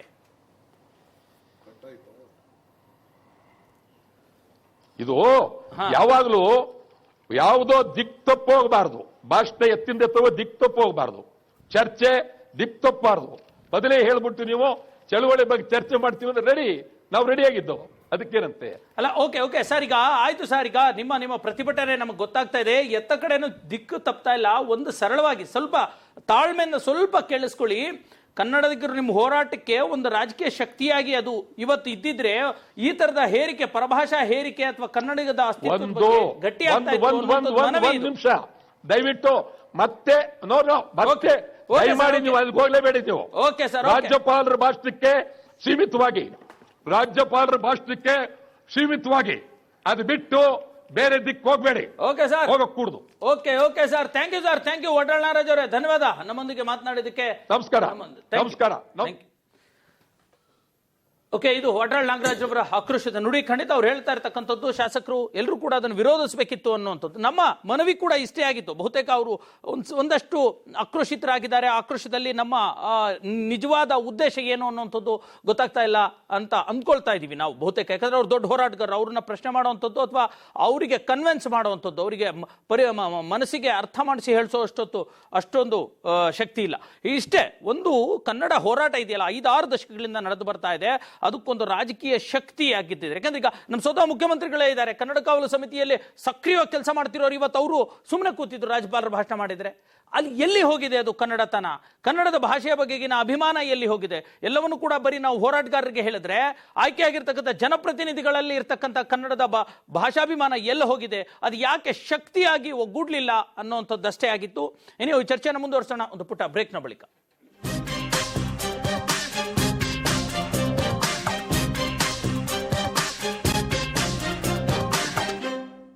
ಹಿಂದಿ ಹೇರಿಕೆ ವಿಶೇಷ ಚರ್ಚೆಗೆ ಮತ್ತೆ ಸ್ವಾಗತ. ನಾವು ಚರ್ಚೆ ಮಾಡ್ತಾ ಇದ್ವಿ ಇವತ್ತು ರಾಜ್ಯಪಾಲರು ಹಿಂದಿಯಲ್ಲಿ ಜಂಟಿ ಅಧಿವೇಶನವನ್ನ ಉದ್ದೇಶಿಸಿ ಭಾಷಣ ಮಾಡಿರ್ತಕ್ಕಂಥದ್ದು. ಹೌದು, ಖಂಡಿತ ಹಿಂದಿ ಕೂಡ ಈ ರಾಷ್ಟ್ರದ ಒಂದು ಅಧಿಕೃತ ಭಾಷೆ, ಹಾಗಾಗಿ ಅದನ್ನು ಮಾತಾಡಬೇಕು, ಹೌದು ಅನ್ನುವಂಥದ್ದು. ಆದರೆ ಕನ್ನಡಿಗರ ಒಂದು ಭಾಷಾಭಿಮಾನ ಇದೆ ಅಲ್ವಾ ಅನ್ನುವಂಥದ್ದು.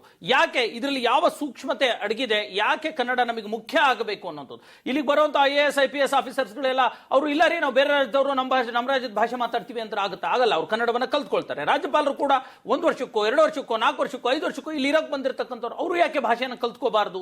ಅದು ನಮ್ಮಿಂದ ಹೋಗುವಂತ ಬೇರೆ ಕರ್ನಾಟಕದಿಂದ ಹೋಗುವಂತ ರಾಜ್ಯಪಾಲರು ಬೇರೆ ರಾಜ್ಯಗಳಿಗೆ ಹೋದ್ರೆ ಅವರು ಅಲ್ಲಿನ ಸ್ಥಳೀಯ ಭಾಷೆಯನ್ನು ಕಲ್ತ್ಕೊಳ್ಳಿ, ಆ ರಾಜ್ಯದ ಭಾಷೆಯನ್ನ. ಬೇರೆ ರಾಜ್ಯಪಾಲರು ನಮ್ಮ ಭಾಷೆಯನ್ನ ಯಾಕೆ ಕಲ್ತ್ಕೋಬಾರದು? ಯಾಕೆ ಈ ತರದ ನಿರ್ಲಕ್ಷ್ಯ ಅನ್ನುವಂಥದ್ದು? ಭಾಷೆಯ ಮೇಲಿನ ಕುರಿತಾದ ಅಭಿಮಾನ ಅಷ್ಟೇ. ಸರಿ, ಏನ್ ಹೇಳ್ತೀರಾ ಮಾಧವ್ ಪ್ರಕಾಶ್ ಅವರು? ಈಗ ಹಿಂದಿನೂ ಕೂಡ ಒಂದು ರಾಷ್ಟ್ರೀಯ ಭಾಷೆ, ಅದು ಯಾಕೆ ಅದನ್ನೇ ನೀವು ವಿರೋಧಿಸ್ತೀರಾ ಅನ್ನುವಂಥದ್ದು ಜನರಲ್ ಆಗಿ ಅನ್ಸೋದು. ಅಲ್ಲ ಹಬೀಬ್ ಅವರೇ, ಈ ಭಾಷೆಯ ಇತಿಹಾಸವನ್ನ ಗಮನಿಸಿದಾಗ ಭಾರತದಲ್ಲಿ ಪ್ರಪ್ರಥಮ ಭಾಷೆ ತಮಿಳು ಅಂತಂದ್ರೆ ತಮಿಳು ಮತ್ತು ಕನ್ನಡ, ಇದಕ್ಕೊಂದು ಸುದೀರ್ಘವಾದ ಇತಿಹಾಸ ಇದೆ. ಹಾಗೆ ನೋಡಿದ್ರೆ ಹಿಂದಿ ಇದೆಯಲ್ಲ, ಹಿಂದಿ ಭಾಷೆಯ ಹಿರಿತನ ತಮಿಳು, ಕನ್ನಡ ಮತ್ತು ತೆಲುಗಿನಷ್ಟು ಹಿರಿತನ ಇಲ್ಲ. ಅದು ಓಕೆ. ಕನ್ನಡ ಮತ್ತು ತಮಿಳಿಗೆ ಹೆಚ್ಚು ಕಡಿಮೆ 2,500 ವರ್ಷಗಳ ಇತಿಹಾಸ ಇದೆ. ಮಲಯಾಳಂಗೆ 700-800 ವರ್ಷಗಳ ಇತಿಹಾಸ ಇದ್ರೆ ತೆಲುಗಿಗೆ 1,000 ವರ್ಷದ ಇತಿಹಾಸ ಇದೆ. ಆದ್ರೆ ಹಿಂದಿಗೆ ಎಷ್ಟು ಇತಿಹಾಸ ಇದೆ ಅಂತ ಅಂದ್ರೆ ಹಿಂದಿಗೆ 400-500 ವರ್ಷಗಳ ಇತಿಹಾಸ ಅಷ್ಟೇನೆ. ಉರ್ದು ಭಾಷೆಯ ಪ್ರಭಾವ, ದೇವನಾಗರಿ ಲಿಪಿ, ಸಂಸ್ಕೃತ, ಹೀಗೆ ಇದ್ರ ಮೂಲಕ ಹಿಂದಿ ಡಿರೈವ್ ಆಯ್ತು ಒಂದು ಭಾಷೆಯನ್ನಾಗಿ. ಈಗ ನಾನು ಅನೇಕ ಸಾರಿ ಯೋಚನೆ ಮಾಡ್ತಾ ಇದ್ದೆ, ಹಿಂದಿ ಭಾಷೆಯನ್ನ ನಾವೆಲ್ಲರೂ ನಮ್ಮ ರಾಷ್ಟ್ರ ಭಾಷೆಯನ್ನಾಗಿ ಒಪ್ಕೊಂಡ್ರೆ ತಪ್ಪೇನು ಅನ್ನುವ ಅಭಿಪ್ರಾಯ ನನಗೂ ಇತ್ತು. ಆದ್ರೆ ಒಂದೇನು ಗೊತ್ತಾ, ಹಿಂದಿ ಭಾಷೆಯನ್ನ ಹಿಂದಿಯೇತರರ ಮೇಲೆ ಇಂಪೋಸ್ ಮಾಡುವಂತಹ ಒಂದು ವ್ಯವಸ್ಥಿತವಾದಂತಹ ಪ್ರಯತ್ನ ನಡೆಯುತ್ತೆ. ಅದಾದಾಗ ಏನಾಗುತ್ತೆ ಅಂತ ಅಂದ್ರೆ ಕನ್ನಡ ಅಂದ್ರೆ ಎಲ್ಲ ಪ್ರಾಂತೀಯ ಭಾಷೆಗಳಿದೆಯಲ್ಲ, ಪ್ರಾಂತೀಯ ಭಾಷೆಗಳು ಅಸ್ತಿತ್ವ ಕಳ್ಕೊಳ್ತವೆ. ಅದರಲ್ಲಿ ವಿಶೇಷವಾಗಿ ದ್ರವಿಡಿಯನ್ ಲ್ಯಾಂಗ್ವೇಜಸ್ ಇದೆಯಲ್ಲ, ಈಗ ಗುಜರಾತಿ ಇರಬಹುದು, ಒರಿಯಾ ಇರಬಹುದು, ಮತ್ತೆ ಬೇರೆ ಬೇರೆ ಆ ತರದ ಭಾಷೆಗಳಿದೆಯಲ್ಲ, ಅದಕ್ಕೆ ಹಿಂದಿ ಮತ್ತು ಅದಕ್ಕೂ ವ್ಯತ್ಯಾಸ ಅಷ್ಟು ಕಾಣಲ್ಲ. ಆದ್ರೆ ವ್ಯತ್ಯಾಸ ಕಾಣದೆ ಯಾವುದು ಗೊತ್ತಾ, ಭಾರತದ ಭಾಷೆಗಳಲ್ಲಿ ಬೆಂಗಾಲಿ ಮತ್ತೆ ದ್ರವಿಡಿಯನ್ ಭಾಷೆಗಳು ಇವೆ. ಬೆಂಗಾಲಿ ಮತ್ತೆ ತಮಿಳು, ತೆಲುಗು, ಕನ್ನಡ, ಮಲಯಾಳಂ, ಈ 4 ಭಾಷೆಗಳು, 5 ಭಾಷೆಗಳಿದೆಯಲ್ಲ, ಈ ಭಾಷೆಗಳು ಹಿಂದಿಗಿಂತ ಭಿನ್ನವಾಗಿದ್ದಾವೆ. ಹಾಗಾಗಿ ಹಿಂದಿಯೇ ಪ್ರಭುತ್ವ ಆಯಿತು ಅಂತಂದ್ರೆ ಈ ಭಾಷೆಗಳು ಸತ್ತು ಹೋಗ್ತವೆ ಎನ್ನುವಂತಹ ಒಂದು ಭೀತಿ ಇತ್ತು. ಆ ಕಾರಣದಿಂದನೇ 60ರ ದಶಕದಲ್ಲಿ ಈ ಹಿಂದಿ ವಿರೋಧಿ ಆಂದೋಲನದ ಪರಿಣಾಮವಾಗಿಯೇ ಅಲ್ಲೊಂದು ರಾಜಕೀಯ ಪಕ್ಷ ಜನ್ಮ ತಾಳ್ತು ಅಂತಂದ್ರೆ ಅಧಿಕಾರ ಸೂತ್ರ ಹಿಡಿತು. ರಾಜಕೀಯ ಪಕ್ಷ ಇತ್ತದು, ದೊಡ್ಡದಾಗಿ ನಡೀತು. ತಮಿಳುನಾಡಿನ ಉದ್ದಗಲಕ್ಕೂ ದೊಡ್ಡ ಚಳವಳಿ ಆಯಿತು. ಅದರ ಪರಿಣಾಮವಾಗಿ DMK ಅಧಿಕಾರಕ್ಕೆ ಬಂತು. ಅಲ್ಲಿಂದ ಇಲ್ಲಿಯವರೆಗೆ ಈ ರಾಷ್ಟ್ರೀಯ ಭಾಷೆಯ ರಾಷ್ಟ್ರೀಯತೆಯ ಪರಿಕಲ್ಪನೆ ಅಂತಂದ್ರೆ ರಾಷ್ಟ್ರ ಮಟ್ಟದ ಪರಿಕಲ್ಪನೆ, ನಾವು ಹಾಗೆ ಹೇಳಬಹುದು. ಆ ರಾಷ್ಟ್ರ ಮಟ್ಟದ ಪರಿಕಲ್ಪನೆಯ ಕಾಂಗ್ರೆಸ್ ಆಗಲಿ, ಭಾರತೀಯ ಜನತಾ ಪಕ್ಷ ಆಗಲಿ, ಅಥವಾ ಇನ್ನೊಂದು ಆ ತರದ ಪಕ್ಷ ತಮಿಳುನಾಡನ್ನ ಪ್ರವೇಶ ಮಾಡಕ್ ಸಾಧ್ಯ ಆಗಲಿಲ್ಲ. ಆದ್ರಿಂದಲೇ ನಾನು ಆಗಲೇ ಹೇಳಿದ್ದು, ಈ ವ್ಯಕ್ತಿಗತ ಪ್ರತಿಷ್ಠೆಗಳನ್ನ ಬಡಿದಟ್ಟು ಮೂಲೆಗಿಟ್ಬಿಟ್ಟು ಒಂದು ಸಮೂಹ ಶಕ್ತಿಯನ್ನಾಗಿ ಕನ್ನಡದ ಹೋರಾಟವನ್ನ ರೂಪಿಸಿದ್ರೆ, ಇದೊಂದು ದೊಡ್ಡ ರಾಜಕೀಯ ಶಕ್ತಿ ಆಗಿದ್ದಿದ್ರೆ, ಇವತ್ತು ನಾವು ವಜುಬಾಯಿ ವಾಲಾ ಅಲ್ಲ, ಯಾರು ಕನ್ನಡದಲ್ಲಿ ಹಿಂದಿಯಲ್ಲಿ ಮಾತನಾಡೋದಕ್ಕೆ ಸಾಧ್ಯ ಆಗ್ತಾ ಇರಲಿಲ್ಲ. ಅದಕ್ಕೆ ಮೂಲ ಕಾರಣ ಏನು ಗೊತ್ತಾ, ಈಗ ನಾವು ಚಳವಳಿಯನ್ನ ಮಾಡಬಹುದು, ಪ್ರೊಟೆಸ್ಟ್ ಅನ್ನ ಮಾಡಬಹುದು, ಏನಾದ್ರೂ ಮಾಡಬಹುದು, ಆದ್ರೆ ಮೂಲ ನಾವು ಒಂದು ರಾಜಕೀಯ ಶಕ್ತಿಯಾಗಿ ಬೆಳಿಲಿಲ್ಲ. ಕನ್ನಡಿಗರು, ಅದಕ್ಕೆ ರಾಜಕೀಯ ಶಕ್ತಿ ಸಿಗ್ಲಿಲ್ಲ. ಸರ್, ಶಕ್ತಿ ಕೊಡುವಂತ ಕನ್ನಡಿಗರೇ ಬೆಳೆದಿದ್ದಾರೆ, ಬಟ್ ಕನ್ನಡ ಆ ಮಟ್ಟದಲ್ಲಿ ಆ ಪ್ರಾಧಾನ್ಯತೆ ಬೆಳ್ಕೊಳ್ಳಿಲ್ಲ. ಶಾಸ್ತ್ರೀಯ ಸ್ಥಾನಮಾನ ಕನ್ನಡಕ್ಕೆ ಸಿಗಬೇಕು ಅಂತ ಹೇಳಿ ನಿರಂತರ ಬಹಳಷ್ಟು ವರ್ಷಗಳವರೆಗೆ ಇದು ಮಾಡಿದ್ವಿ, ಪಡೆದ್ಕೊಂಡ್ವಿ. ಪಡೆದ ನಂತರ ಯಾವ ರೀತಿ ಬದಲಾವಣೆಯನ್ನ ಕಂಡ್ವಿ. ಆನಂತರ ನಾನು ಒಬ್ಬ ಶಾಸಕನಾಗಿ ಇವತ್ತು ನಾನು ಉತ್ತರ ಕೊಡ್ಲೇಬೇಕಾಗತ್ತೆ. ಬಟ್ ನನ್ನ ವೈಯಕ್ತಿಕ ಅಭಿಪ್ರಾಯವನ್ನ ನಾನು ಸ್ಪಷ್ಟವಾಗಿ ಹೇಳ್ತೇನೆ ಮಾಧ್ಯಮದ ಮೂಲಕ. ಇಲ್ಲ ನಾನು ಈ ಮಾತನ್ನ ಹೇಳಿದ್ರೆ ಇಡೀ ರಾಜ್ಯದ ಜನತೆ ಏನು ತಿಳ್ಕೊಳ್ಬಹುದು ಅಂತ ಹೇಳಲ್ಲ. ಆದ್ರೆ ಹಿಂದಿನ ಎಲ್ಲಾ ರಾಜ್ಯಪಾಲರ ಭಾಷಣವನ್ನ ನೋಡಿದಾಗ, ಮೊದಲನೇ ರಾಜ್ಯಪಾಲರ ಭಾಷಣ 1952ರ ಸಾರ್ವತ್ರಿಕ ಚುನಾವಣೆ ಆದ್ಮೇಲೆ 1954 June 20, if I am right, ಮೊದಲ ಅಧಿವೇಶನ ನಡೆಯುತ್ತೆ. ಅಲ್ಲಿ ನಮ್ಮ ರಾಜ ಪ್ರಮುಖರಾಗಿ ಜಯಚಾಮರಾಜೇಂದ್ರ ಒಡೆಯರ್ ಅವರೇ ಭಾಷಣ ಮಾಡ್ತಾರೆ, ಇಂಗ್ಲಿಷ್ ನಲ್ಲಿ ಭಾಷಣ ಮಾಡ್ತಾರೆ. ಬಹುತೇಕ ರಾಜ್ಯಪಾಲರ ಭಾಷಣಗಳು ಇಂಗ್ಲಿಷ್ ಅಲ್ಲೇ ಆಗಿದ್ದಾವೆ. ಹಾಗಿದ್ದರೆ ನಮಗೆ ರಾಷ್ಟ್ರೀಯ ಭಾಷೆಯಾದ ಹಿಂದಿಗಿಂತನೂ ಇಂಗ್ಲಿಷ್ ಪ್ರಿಯನ? ಇಂಗ್ಲಿಷ್ ನಲ್ಲಿ ಭಾಷಣ ಮಾಡೋದಕ್ಕಿಂತ ಹಿಂದಿಯಲ್ಲಿ ಭಾಷಣ ಮಾಡೋದು ರಾಷ್ಟ್ರೀಯ ಭಾಷೆ ಅಲ್ವಾ? ಅದನ್ನ ನಾವು ಯಾಕೆ ಒಪ್ಕೊಳ್ಬಾರದು? ಹಾಗಾಗಿ ನನಗೆ ಇವತ್ತೇನು ಅನಿಸ್ಲಿಲ್ಲ. ನನ್ನ ವೈಯಕ್ತಿಕ ಅಭಿಪ್ರಾಯ, ನಾನು ಕೇಳದೆ, ನನಗೆ ಹಿಂದಿನೂ ಕೂಡ ಮಾತನಾಡ್ಲಿಕ್ಕೆ ಬರುತ್ತೆ. ಆದರೆ ಕನ್ನಡದ ಬಗ್ಗೆ ನಾನು ಬಹಳ ಹೆಮ್ಮೆಯಿಂದ ಹೇಳ್ತೇನೆ. ನಾನು BSc ಬ್ಯಾಕ್ಗ್ರೌಂಡ್ ಇದ್ರೂ ಕೂಡ DVG ಅವರ ಮಂಕುತಿಮ್ಮನ ಕಗ್ಗವನ್ನ ಓದಿದ್ದೇನೆ, ಕುವೆಂಪು ಅವರ ರಾಮಾಯಣ ದರ್ಶನವನ್ನ ಓದಿದ್ದೇನೆ, ನಮ್ಮ ಕುಮಾರವ್ಯಾಸ ಅವರ ಕರ್ನಾಟಕ ಕಥಾಮಂಜರಿ ಅದನ್ನು ಓದೋ ಪ್ರಯತ್ನವನ್ನ ಮಾಡ್ತಾ ಇದ್ದಾನೆ. ಕನ್ನಡ ಅಭಿಮಾನ ಇದೆ ನನಗೆ. ಹಾಗಂತೇಳಿ ರಾಷ್ಟ್ರೀಯ ಭಾಷೆ ಮಾತನಾಡಿದ್ರು ಅಂದ್ರೆ ನನಗೆ ಇಂಗ್ಲಿಷ್ ಭಾಷೆಗಿಂತ ರಾಷ್ಟ್ರೀಯ ಭಾಷೆ ಹಿಂದಿ ಮಾತನಾಡಿದ್ದು ಉತ್ತಮ ಅಂತ ಹೇಳಿ ನನ್ನ ಅಭಿಪ್ರಾಯ. ಮಾಧವ್ ಪ್ರಸಾದ್ ಅವರೇ ನನ್ನನ್ನ ನಮ್ಮ ಉದ್ದೇಶ ಇಂಗ್ಲಿಷ್ ಮಾತಾಡ್ಲಿ ಅಂತಲ್ಲ, ಕನ್ನಡನೇ ಮಾತಾಡ್ಬೇಕಿತ್ತು ಕಲ್ತು ಅನ್ನೋದು. ಈಗ ನಿಮ್ಗೆ ಅರ್ಥ ಆಗುತ್ತೆ ಹಿಂದಿ, ಅರ್ಥ ಆಗದೆ ಇರೋ ಶಾಸಕರ ಗತಿ ಏನು, ಕೋಟ್ಯಾಂತರ ಜನರ ಗತಿ ಏನು ಅಂತ. ಇಲ್ಲ ನಾವು ಅಷ್ಟು ಸಂಕುಚಿತವಾಗಿ ನೋಡೋದು. ಹೆಂಗ್ ಸಂಕುಚಿತ? ಹಿಂದಿ ಎಲ್ಲರಿಗೂ ಬರುತ್ತಾ ಸರ್? ಇಂಗ್ಲಿಷ್ ಎಲ್ಲರಿಗೂ ಬರುತ್ತಾ? ಇಲ್ಲ, ಬರಲ್ಲ. ನಾವು ಹೇಳ್ತಾರೆ ನಾವಿಲ್ಲಿ ಇಂಗ್ಲಿಷ್ ಪ್ರತಿಪಾದಿಗಳಲ್ಲ. ಕಾನ್ಸ್ಟಿಟ್ಯೂಯೆಂಟ್ ಅಸೆಂಬ್ಲಿಯಲ್ಲಿ ಅಲ್ಲ ರಾಜೀವ್ ಅವರೇ ಸರ್, ಇಂಗ್ಲಿಷ್ ಪ್ರತಿಪಾದಿಗಳಲ್ಲ ನಮ್ಮ ಉದ್ದೇಶ. 1946ರಲ್ಲಿ ರಾಜೀವ್ ಅವರು ಇಲ್ಲ, ಇದೊಂದು ಹೇಳ್ಬಿಡ್ತೀನಿ ಸರ್. ಹೇಳಿ ಸರ್, ಹೇಳಿ. 1946ರಲ್ಲಿ ಕಾನ್ಸ್ಟಿಟ್ಯೂಯೆಂಟ್ ಅಸೆಂಬ್ಲಿ ಡಿಬೇಟ್ ನಡೀತಾ ಇರುತ್ತೆ. The basic features of constitutions ಏನಿರಬೇಕು, ಫಂಡಮೆಂಟಲ್ ರೈಟ್ಸ್ ಏನಿರಬೇಕು ಅಂತ ಹೇಳಿ ಅದನ್ನ ಡ್ರಾಫ್ಟ್ ಮಾಡ್ಲಿಕ್ಕೆ ಒಂದು 3 ಜನರದ್ದು ಸಬ್ ಕಮಿಟಿ ಮಾಡ್ತಾರೆ. ಅದರಲ್ಲಿ ಅಡ್ವೊಕೇಟ್ಸ್ ಇರ್ತಾರೆ. ಅಮೆರಿಕನ್ ಲಾಸ್ ಅನ್ನ, ಈ ಐರಿಷ್ ಲಾಸ್ ಅನ್ನ ನೋಡ್ಲಿಕ್ಕೆ. ಅವಾಗ ಒಬ್ರು ಕಾನ್ಸ್ಟಿಟ್ಯೂಯೆಂಟ್ ಅಸೆಂಬ್ಲಿ ಮೆಂಬರ್ ಎದ್ದು ಹೇಳ್ತಾರೆ, ಈ 3 ಜನ ಲಾಯರ್ಸ್ ಜೊತೆಗೆ ಒಬ್ಬ ಕಾಮನ್ ಸೆನ್ಸ್ ಇರುವಂತ ಕಾಮನ್ ಮ್ಯಾನ್ ಇರಬೇಕು ಅಂತ ಹೇಳಿ. ಅವಾಗ ರಾಜೇಂದ್ರ ಪ್ರಸಾದ್ ಅವರು ಹೇಳ್ತಾರೆ, 3 ಜನ ಅಡ್ವೊಕೇಟ್ಸ್ಗೆ ಕಾಮನ್ ಮ್ಯಾನ್ ಅಲ್ಲ ಅಂತ ಹೇಳಿ ನಾನು ಹೇಳಲ್ಲ, ಕಾಮನ್ ಸೆನ್ಸ್ ಇಲ್ಲ ಅಂತ ನಾನು ಹೇಳಲ್ಲ, ಅವರೇ ಮಾಡ್ತಾರೆ ಅಂತ. ಅದಕ್ಕಾಗಿ ನಾವು ಈ ಸಂಕುಚಿತ ಮನೋಭಾವನೆ ಇರೋದಕ್ಕಿಂತ ರಾಷ್ಟ್ರ ಭಾಷೆಯನ್ನು ಗೌರವಿಸೋಣ, ನಮ್ಮ ಮಾತೃಭಾಷೆಯನ್ನು ಎತ್ತಿ ಹಿಡಿಯೋಣ. ಈ ನಿಟ್ಟಿನಲ್ಲಿ ನಾವು ಹೋಗುವಂತದ್ದು ಒಳ್ಳೆಯದು. ಆ ನಿಟ್ಟಿನಲ್ಲಿ ನಮ್ಮ ಶಾಸಕಾಂಗ ಸಭೆ ಆ ಮಟ್ಟಕ್ಕೆ ಬೆಳಿಬೇಕಾಗಿದೆ. ನಾವು ಅದನ್ನ ಬೆಳಿಬೇಕು. ಆ ನಿಟ್ಟಿನಲ್ಲಿ ನನಗೆ ಏನೋ ವೈಯಕ್ತಿಕವಾಗಿ ನನಗೆ ತಪ್ಪು ಅನಿಸ್ತಾ ಇಲ್ಲ. ಓಕೆ ಸರ್, ಹೇಳಿ. ರಾಜೀವ್ ಅವರು ಹಿಂದಿಯನ್ನ ಒಪ್ಕೊಳ್ಳೋದಾದ್ರೆ, ಹಿಂದಿಗಿಂತ ನಮ್ಮ ದೇಶದ ಭಾಷೆ, ಇಂಗ್ಲಿಷನ್ನ ಒಪ್ಕೊಳ್ಳೋದಾದ್ರೆ, ಇಂಗ್ಲಿಷ್ಗಿಂತ ನಮ್ಮ ದೇಶದ ಭಾಷೆ ಹಿಂದಿಯನ್ನ ಯಾಕೆ ಒಪ್ಕೋಬಾರ್ದು ಅಂತ ಒಂದು ಪ್ರಶ್ನೆ. It is a very valid and responsible ಅಭಿಪ್ರಾಯ ಅದು. ಅಂತಂದ್ರೆ ನಾವು ಇಂಗ್ಲಿಷನ್ನೇ ಒಪ್ಕೊಳ್ಳೋದಾದ್ರೆ, ನಮ್ಮನ್ನ ಗುಲಾಮರನ್ನಾಗಿ ಮಾಡಿದ ಒಂದು ಭಾಷೆಯನ್ನೇ ಒಪ್ಕೊಳ್ಳೋದಾದ್ರೆ ಹಿಂದಿಯನ್ನ ಯಾಕೆ ಒಪ್ಕೋಬಾರದು ಅನ್ನುವಂತಹ ಅಭಿಪ್ರಾಯ, ಅದನ್ನ ನಾನು ಸ್ವಾಗತಿಸ್ತೀನಿ. It is a very matured analysis. But ಒಂದು ಯಾಕೆ ಹಿಂದಿಯನ್ನ ನಾವು ವಿರೋಧ ಮಾಡ್ತೀವಿ ಅಂತಂದ್ರೆ, ಇಂಗ್ಲಿಷೇ ನಮ್ಮನ್ನ ಸಾವಿರಾರು 400-500 ವರ್ಷಗಳ ಕಾಲ ತುಳಿದಾಕ್ತು. ನಮ್ಮ ದೇಶೀಯ ಸಂಸ್ಕೃತಿಯನ್ನ ನಾಶ ಮಾಡ್ತಾ ಬಂತು. ಈ ಉತ್ತರ ಭಾರತದಲ್ಲಿ ಹಿಂದಿಯನ್ನ ಒಪ್ಕೋಬಹುದು. ಈ ದಕ್ಷಿಣ ಭಾರತಕ್ಕೆ ತನ್ನದೇ ಆದಂತಹ ಒಂದು ಸಂಸ್ಕೃತಿ ಇದೆ, ತನ್ನದೇ ಆದಂತಹ ಒಂದು ಪರಂಪರೆ ಇದೆ, ತನ್ನದೇ ಆದಂತಹ ಒಂದು ಜನಜೀವನ ಇದೆ. ದ್ರವಿಡಿಯನ್ ಕಲ್ಚರ್ ಇದೆಯಲ್ಲ, ದ್ರವಿಡಿಯನ್ ಕಲ್ಚರು ಉತ್ತರ ಭಾರತದ ಆರ್ಯನ್ ಕಲ್ಚರ್ಗಿಂತ ಸಂಪೂರ್ಣವಾಗಿ ಭಿನ್ನವಾದದ್ದು. ಇವತ್ತು ಉತ್ತರ ಭಾರತದಲ್ಲಿ ತಮಿಳಾಗ್ಲಿ, ಕನ್ನಡ ಆಗಲಿ, ಮಲಯಾಳಂ ಆಗಲಿ ಅದನ್ನ ಅವರು ಯಾವುದೇ ರೀತಿಯ ವಿಶಾಲವಾದ ಹೃದಯದಿಂದ ಸ್ವೀಕರಿಸೋದೇ ಇಲ್ಲ. ಸಾಲಾ ಮದ್ರಾಸೀಸ್ ಅಂತಾರೆ ಈ ಉತ್ತರ ಭಾರತದ ಜನ. ಅಂದ್ರೆ ಆ ತರದ ಒಂದು ಧೋರಣೆ ಇರುವಂತಹ ಸಂದರ್ಭದಲ್ಲಿ ನಮ್ಮ ದ್ರಾವಿಡ ಪರಂಪರೆ, ದ್ರಾವಿಡ ಸಂಸ್ಕೃತಿ, ದ್ರಾವಿಡ ಜನಜೀವನ ಇದು ಉಳಿಬೇಕಾದ್ರೆ ಹಿಂದಿ ಇಂಪೋಸ್ ಆಗಬಾರ್ದು ಅನ್ನುವಂತಹ ಕಾರಣದಿಂದನೇ ಅದೊಂದು ಪ್ರತಿಭಟನೆಯ ಹೊರತು ಬೇರೆ ಉದ್ದೇಶ ಅಲ್ಲ. ಹಾಗೆ ನೋಡಿದ್ರೆ ಇಂಗ್ಲಿಷ್ನ ಸ್ಥಾನದಲ್ಲಿ ಹಿಂದಿಯನ್ನ ಒಪ್ಕೋಬಹುದು. ಆದ್ರೆ ಆ ಹಿಂದಿ ಭಾಷಿಕರಿದಾರಲ್ಲ, ಹಿಂದಿ ಭಾಷಿಕರು ದ್ರವಿಡಿಯನ್ ಲ್ಯಾಂಗ್ವೇಜ್ ಬಗ್ಗೆ, ದ್ರಾವಿಡ ಭಾಷೆಗಳ ಬಗ್ಗೆ ಎಷ್ಟರ ಮಟ್ಟಿಗೆ ವಿಶಾಲವಾದ ಹೃದಯವನ್ನ ಪ್ರದರ್ಶಿಸ್ತಾರೆ. ಈಗ ನಾನು ಹೇಳ್ತೀನಿ, ಹಿಂದಿ ಮತ್ತು ಕನ್ನಡ ಈ ದ್ವಿಭಾಷಾ ಸೂತ್ರ ಇಲ್ಲಿನೂ ನಾವು ಒಪ್ಕೊಳ್ತೀವಿ. ಅದೇ ದ್ವಿಭಾಷಾ ಸೂತ್ರವನ್ನ ಆ ಭಾಗದಲ್ಲೂ ಒಪ್ಕೋಬೇಕು ಹಿಂದಿಯ ಜನ. ಕಟ್ಟ ಕಡೆಗೆ ಅವ್ರು ಒಪ್ಕೊಳ್ಳೋದು ಬೇಡ, ಗೌರವಿಸಬೇಕು. ಅಂತಹ ಗೌರವಿಸುವ ವಾತಾವರಣ ಕಂಡು ಬರದೇ ಇರೋದ್ರಿಂದ ತಮಿಳುನಾಡಿನಲ್ಲಿ ಇಂಥ ಪ್ರತಿರೋಧ ವ್ಯಕ್ತ ಆಯಿತು. ಅದಕ್ಕೊಂದು ಎಕ್ಸಾಂಪಲ್ ರಾಜೀವ್ ಅವರು ಏನ್ ಗೊತ್ತಾ, ಮಾರ್ಗ್ರೆಟ್ ಆಳ್ವ ಅವರು ಗವರ್ನರ್ ಆಗಿರ್ತಾರೆ. ಅವ್ರು ಇಂಗ್ಲಿಷ್ ನಲ್ಲಿ ತಮ್ಮ ರಾಜ್ಯಪಾಲರ ಭಾಷಣ ಮಾಡೋದಕ್ಕೆ ಹೋದಾಗ ಅಲ್ಲಿನ ಶಾಸಕರು ಎದ್ದು ನಿಂತು ಗಲಾಟೆ ಮಾಡಿ ಹಿಂದಿನಲ್ಲಿ ಮಾಡಿ ಅಂತ ಹೇಳಿ ಮಾಡಿಸ್ಕೊಳ್ತಾರೆ. ಅವ್ರು ಮಾಡಿದ್ ಸರಿ, ಇವ್ರು ಮಾಡಿದ್ ತಪ್ಪು ಅನ್ನೋಂಥದ್ದಲ್ಲ, ಭಾಷಾಭಿಮಾನ ಅನ್ನೋಂಥದ್ದು ಬೇಕಲ್ವಾ ಅನ್ನೋಂಥದ್ದು. ಇಲ್ಲ, ನಾನು ಇದನ್ನ ಒಪ್ಕೊಳ್ತಾನೆ. ಭಾರತವನ್ನ ಒಗ್ಗೂಡಿಸಿದ್ವಿ. ಒಗ್ಗೂಡಿದ ಭಾರತದಲ್ಲಿ ಇರುವಂತವ್ರು ಎಲ್ಲರೂ ಭಾರತೀಯರೇ. 1652 ಭಾಷೆಗಳನ್ನ ಮಾತನಾಡ್ತವೆ ನಾವು. ಆದ್ರೆ ಈ ಎಲ್ಲಾ ಭಾಷೆಗಳು ಇದೇ ರೀತಿ ವಿಘಟನೆ ಆಗ್ತಾ ಹೋಗ್ಬಿಟ್ರೆ ನಾವು ಅಖಂಡವಾದಂತಹ ಭಾರತವನ್ನ ಹೇಗೆ ಕಟ್ಟಲಿಕ್ಕೆ ಸಾಧ್ಯ ಅನ್ನುವಂಥದ್ದು ನಮ್ಮ ಸಂವಿಧಾನ ಪಿತಾಮಹರ ಆಲೋಚನೆ ಆಗಿತ್ತು.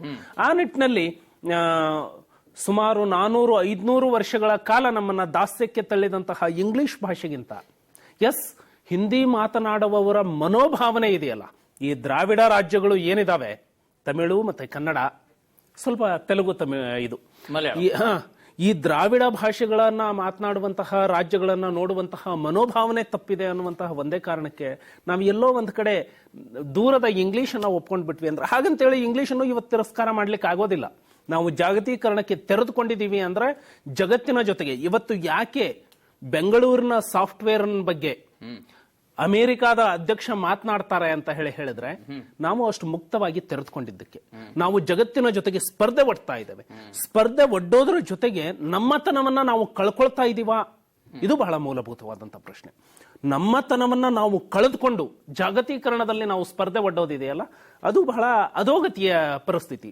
ಬಟ್ ನಮ್ಮತನವನ್ನ ನಾವು ಉಳಿಸ್ಕೊಳ್ಬೇಕಾಗಿದೆ. ಕನ್ನಡ ಭಾಷೆಗೆ ಇಡೀ ಭಾರತದ ಎಲ್ಲಾ ಭಾಷೆಗಳಿಗಿಂತ ಅತಿ ಹೆಚ್ಚು ಜ್ಞಾನಪೀಠ ಪ್ರಶಸ್ತಿಯನ್ನು ಪಡೆದುಕೊಂಡಂತಹ ಹೆಮ್ಮೆ ನಮಗಿದೆ. ನಾವು ಎಷ್ಟು ಜನ ಈ ಜ್ಞಾನಪೀಠ ಕೃತಿಗಳನ್ನ ಕೈಯಿಂದ ಮುಟ್ಟುವಂತಹ ಪ್ರಯತ್ನ ಮಾಡ್ತಾ ಇದ್ದಾವೆ? ನಿಜವಾದ ಭಾಷೆ ಗಟ್ಟಿಯಾಗಿ ಉಳಿಬೇಕು ಅಂದ್ರೆ ಭಾಷಾ ಸಾಹಿತ್ಯ ಅದು ನಮ್ಮ ರಕ್ತದಲ್ಲಿ ಇಳಿಯುವಂತಹ ವ್ಯವಸ್ಥೆ ಆಗಬೇಕು.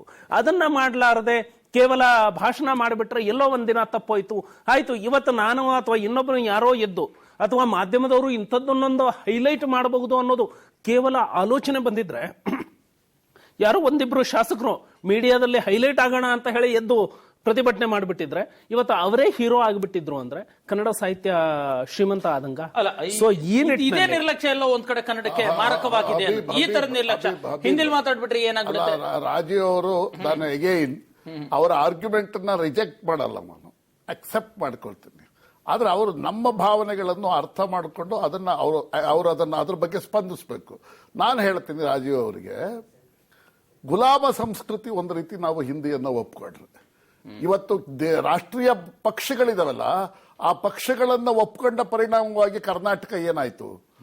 ಒಂದು ಜಲ್ಲಿಕಟ್ಟು ಆ ವಿವಾದ ಬಂದ ತಕ್ಷಣ ಇಡೀ ತಮಿಳುನಾಡಿನ ಜನ ಒಗ್ಗಟ್ಟಾಗಿ ನಿಂತು ಮರೀನಾ ಬೀಚ್ನಲ್ಲಿ ಪ್ರತಿಭಟನೆಯನ್ನ ನಡೆಸಿದಾಗ ಅದರ ಪರಿಣಾಮ ಏನಾಯ್ತು? ಮರೀನಾ ಬೀಚ್ನಲ್ಲಿ ಪ್ರತಿಭಟನೆಯನ್ನು ನಡೆಸಿದಾಗ ಕೇಂದ್ರ ಸರ್ಕಾರ ಶರಣಾಗತ ಆಯಿತು. ಸುಪ್ರೀಂ ಕೋರ್ಟ್ ಆ ಒಂದು ಸುಗ್ರೀವಾಜ್ಞೆಗೆ ತನ್ನ ಸಮ್ಮತಿಯನ್ನು ಸೂಚಿಸಿತು.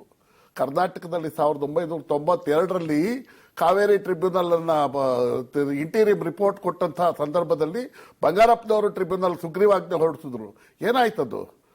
ಆ ಸುಗ್ರೀವಾಜ್ಞೆಯನ್ನ ವಾಪಸ್ ತಗೊಳ್ತಾ ಇದ್ರೆ your government will be dismissed ಅಂದ್ರು. ಯಾಕೆ? ನಾವು ಕೇಂದ್ರ ಸರ್ಕಾರದ ಗುಲಾಮರಾಗಿದ್ದೀವಿ. ಹಿಂದಿ ಭಾಷೆಯ ಅದರ ಪ್ರಭಾವ ಅಂತಂದ್ರೆ, ಹಿಂದಿ ಭಾಷೆ ಅಂತಂದ್ರೆ ರಾಷ್ಟ್ರೀಯ ಸಂಸ್ಕೃತಿ, ಆ ರಾಷ್ಟ್ರೀಯ ಸಂಸ್ಕೃತಿಯ ಪ್ರಭಾವದಲ್ಲಿ ಸಾಯ್ತಾ ಇದ್ದೀವಿ ನಾವು. ಮಹಾರಾಷ್ಟ್ರದಲ್ಲಿ ಬಾಳೆ ಠಾಕ್ರೆ ಬಿಹಾರಿಗಳು ಬಂದು ಮಹಾರಾಷ್ಟ್ರದ ಮೇಲೆ ಪ್ರಭುತ್ವವನ್ನು ಸಾಧಿಸ್ತಾ ಇದ್ದಾರೆ. ಮುಂಬೈನಲ್ಲಿ ಬಿಹಾರಿಗಳ ಪ್ರಭುತ್ವ ಜಾಸ್ತಿ ಆಗಿದೆ.